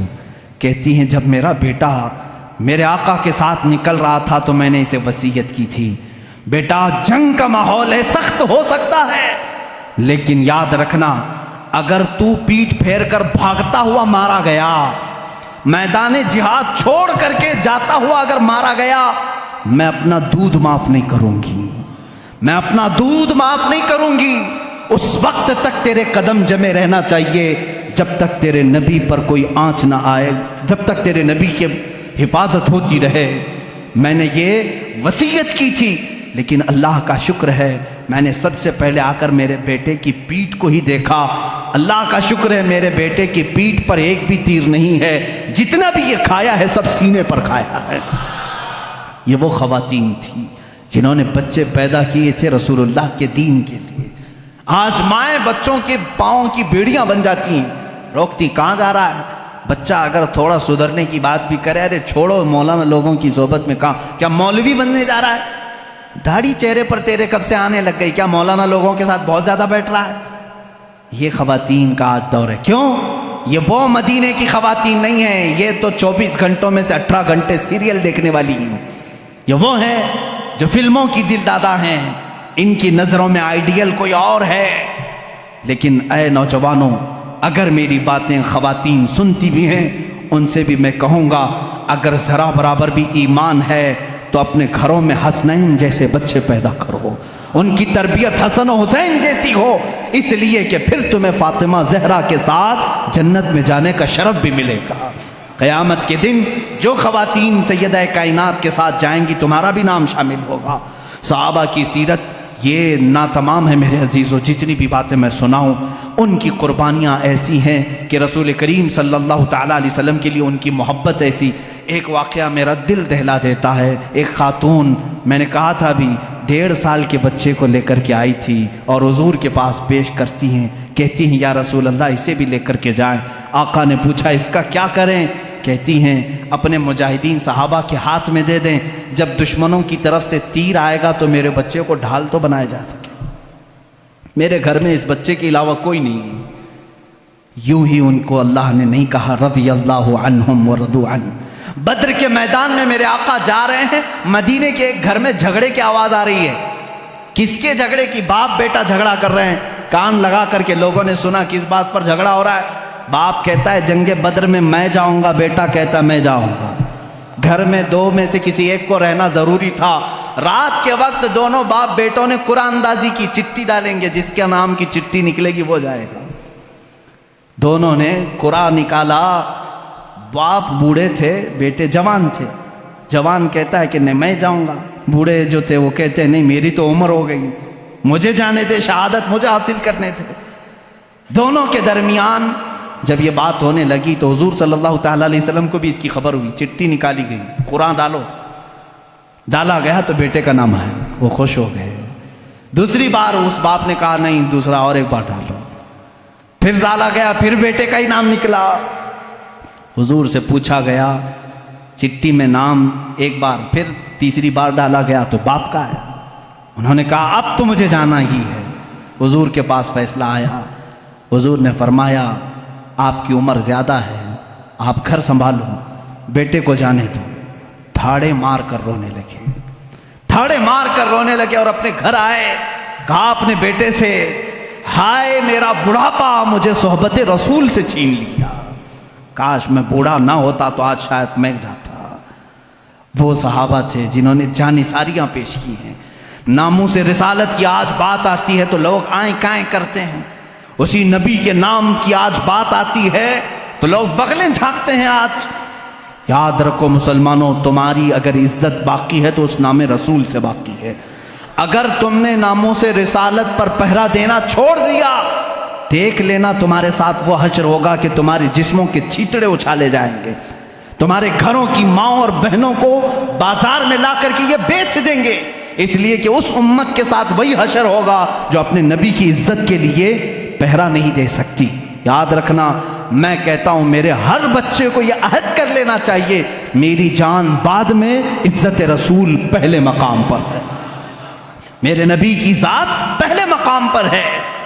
ایک صحابی ہیں ان کے ساتھ تو ایسا بھی ہوا کہ ان کی ماں کوستی تھی ان کو، وہ ایمان نہیں لائی تھی، وہ صحابی ایمان لائے تھے. وہ کہتی تھی بیٹھ کر کے مکہ میں بیٹھ کر کہتی تھی جب تک وہ میرے پاس واپس نہیں آئے گا میں سر پہ کنگھی نہیں کروں گی، گھر میں اندر نہیں جاؤں گی، دھوپ پہ بیٹھی رہتی تھی. وہ ماں کو چاہتے بھی تھے. دل بھر آیا کیا کروں ماں کو دیکھوں کہ اس طرف رسول پاک کو. اخیر میں مکہ سے ابو جہل اور کئی لوگ آئے، آ کر کے کہا سمجھایا تیری ماں مر جائے گی، دھوپ میں بیٹھی ہے، کنگھی نہیں کروں گی، ایسی قسمیں کھائی.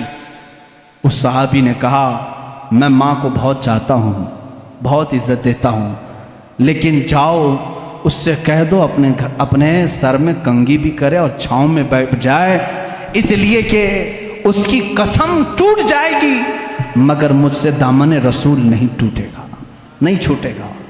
یہ وہ صحابہ ہیں جو حضور صلی اللہ تعالیٰ علیہ وسلم کے لیے کوئی بھی چیز چھوڑ سکتے تھے، ہر چیز، اپنے بچے، اپنا مال، اپنی اولاد، اپنا گھر، اتنے سارے واقعات میں تمہارے سامنے رکھا کس لیے؟ آج جب دین کی ضرورت آئے گی ایک میرا جملہ سن کر کے جائیں. جب کبھی شریعت نے کیا حکم دیا؟ شریعت نے حکم یہ دیا ہے کہ جب تم پر کوئی آفت آئے،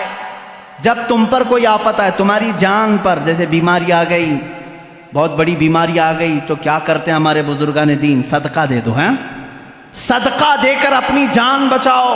بکرا صدقہ دیا، مرغا صدقہ دیا، مال صدقہ دیا، گیہوں خیرات کیا، کچھ بھی صدقہ دو، کیونکہ صدقہ آئی ہوئی بلاؤں کو ٹالتا ہے. یہ حدیث پاک میں.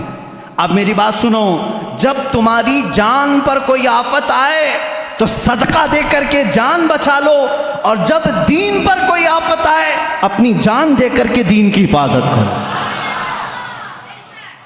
ایمان اور دین کے لیے اب کیا چیز دینا ہوگا؟ جان دے کر کے اپنا دین بچاؤ.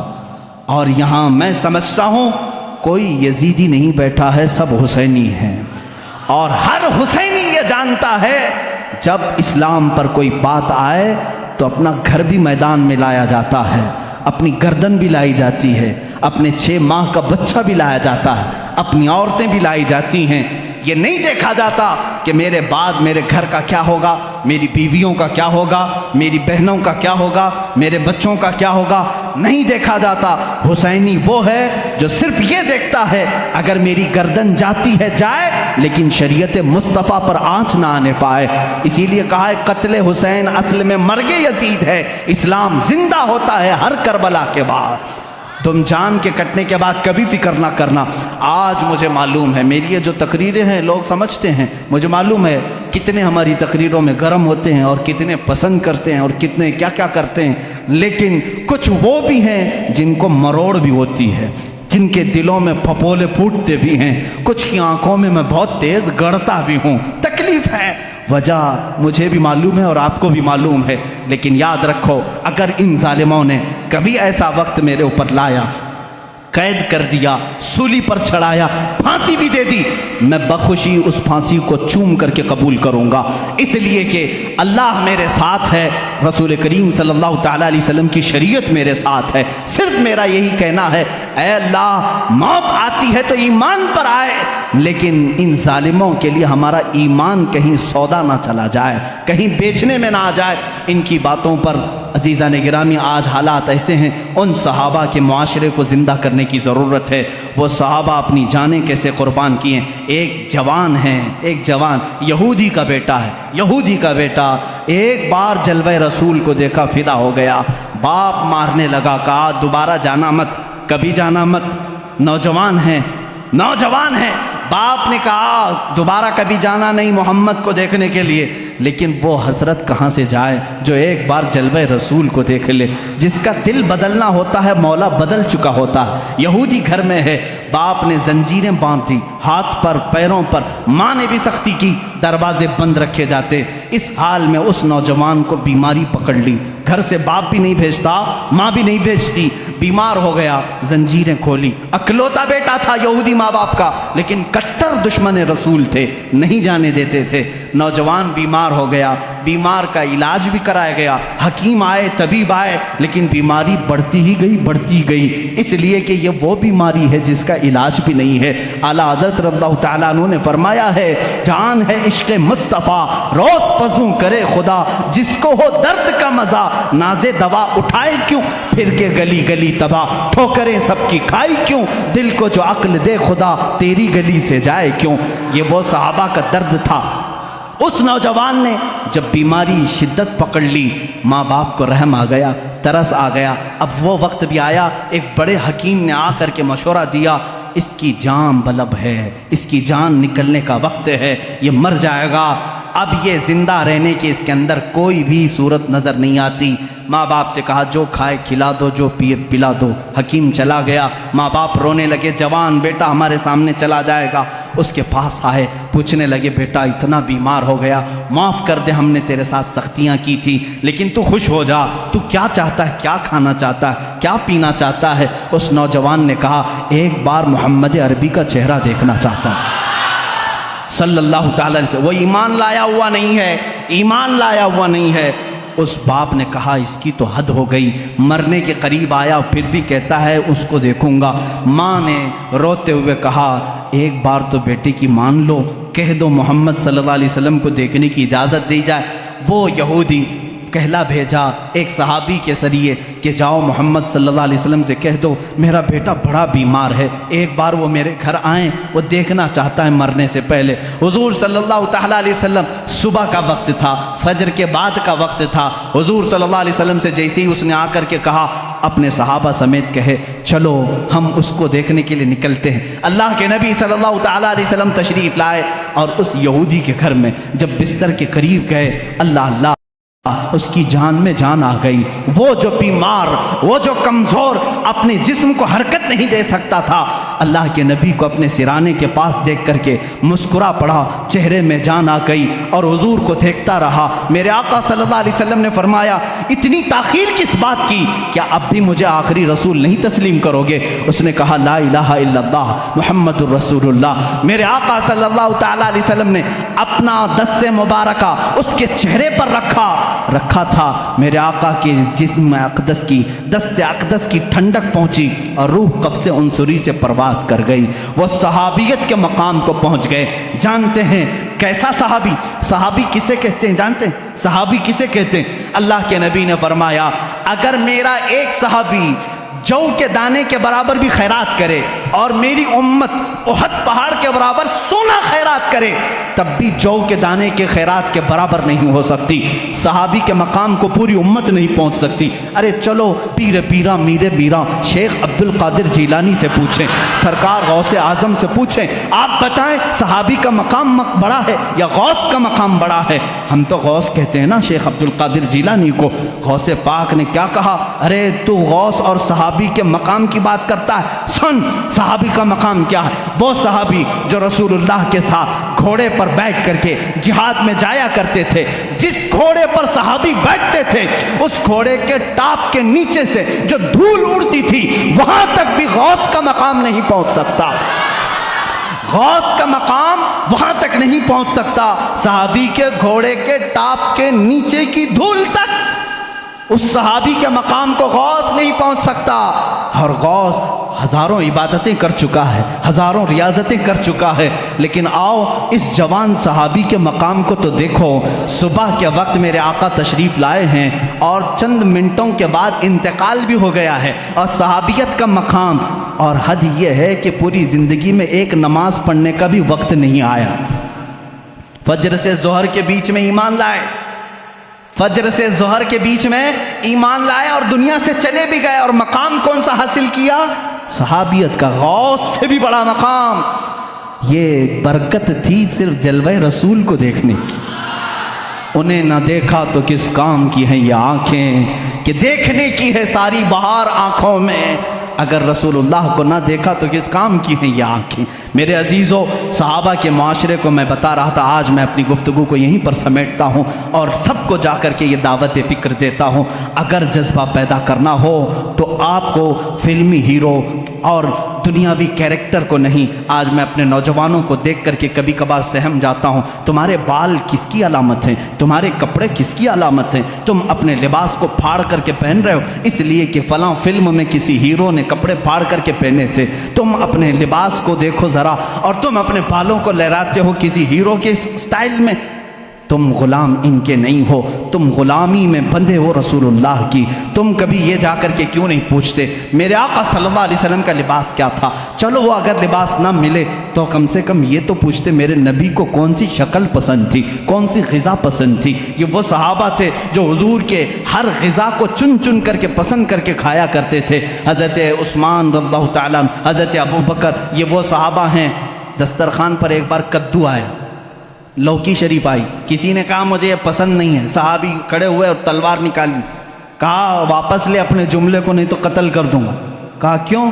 کدو نہ کھائیں گے تو قتل کریں گے۔ کہا نہ کھانا نہ کھا، لیکن یہ نہ کہہ کہ پسند نہیں، اس لیے کہ یہ کدو میرے نبی کو پسند ہے، میں برداشت نہیں کر سکتا اس چیز کو۔ وہ صحابہ کا ایمان تھا۔ صدیق اکبر کے بیٹے کہتے ہیں میں کافروں کی طرف سے آیا تھا جنگ بدر میں، آپ حضور کی طرف سے آئے تھے، بعد میں وہ ایمان لائے۔ وہ بیٹے کہتے ہیں آپ 3 بار میری تلوار کے نیچے آ گئے تھے لیکن میں مارا نہیں، آپ باپ تھے۔ صدیق اکبر کہتے ہیں قسم خدا کی اگر تو ایک بار بھی آتا تو میں کاٹ دیتا، اس لیے کہ تو آیا تھا دشمنان رسول کے ساتھ۔ یہ صحابہ کا ایمان تھا۔ حضرت عمر رضی اللہ تعالیٰ عنہ راستے سے جا رہے ہیں، ایک بار درخت کے نیچے سے اپنا امامہ اس میں لٹکانے لگے، اچھل اچھل کے گھوڑے پر بیٹھے تھے۔ لوگوں نے کہا یہ کیا ماجرا ہے؟ امامہ لٹکا رہے ہیں اس پر۔ حضرت عمر کہتے ہیں ایک بار میں نبی کے ساتھ یہاں سے جا رہا تھا، یہ درخت کی ٹہنی تھوڑی نیچے لٹک رہی تھی، میرے آقا کا امامہ اس میں الجھ گیا تھا، حضور کا امامہ کھل گیا، میرے آقا نے پھر سے اس کو باندھا اور چلے گئے۔ آج میں یہاں سے گزر رہا تھا، ٹہنی اوپر ہے لیکن میں چاہتا تھا کہ نبی کی ادا پر عمل کر لوں، حضور کی ایک ادا بھی چھوٹنے نہ پائے۔ امام احمد بن حنبل ہیں، کہتے ہیں مجھے تربوز بہت پسند تھا، کلنگڑ بہت پسند تھا، اور میں نے سنا ہے کہ حضور نے بھی کھایا ہے، میرے آقا صلی اللہ علیہ وسلم نے بھی تناول فرمایا، لیکن زندگی بھر خالی دیکھتے تھے اور کھائے نہیں۔ پوچھا لوگوں نے کیوں نہیں کھاتے؟ آپ کو معلوم ہے، آپ کو بھی اچھا لگتا ہے، حضور نے بھی کھایا ہے۔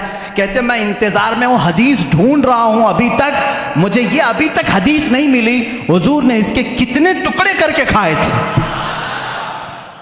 یہ ان کا ایمان تھا۔ میرے عزیزوں، حضور صلی اللہ تعالیٰ علیہ وسلم کی ایک ادا بھی ان سے چھوٹنے نہ پاتی تھی۔ آج ہماری زندگی بھی دیکھ لو، ہمارے اپنے جسم، کیا کوئی ہم سے یہ کہے گا یہ ترجمان رسول ہے، یہ محمد عربی صلی اللہ علیہ وسلم کا غلام ہے؟ تمہاری ذات میں وہ چیزیں کہاں چلی گئیں؟ آج دنیا پھر تم سے دیکھ رہی ہے، پوری دنیا کو آج پھر سے ثابت کر کے بتاؤ، جو جان مانگو تو جان دے دیں، جو مال مانگو تو مال دے دیں، مگر یہ ہم سے کبھی نہ ہوگا نبی کا جاہو جلال دیتے۔ ہم اپنے نبی کی امانتوں کے سفیر ہیں، ہم امین ہیں اپنے نبی کے اخلاق کے۔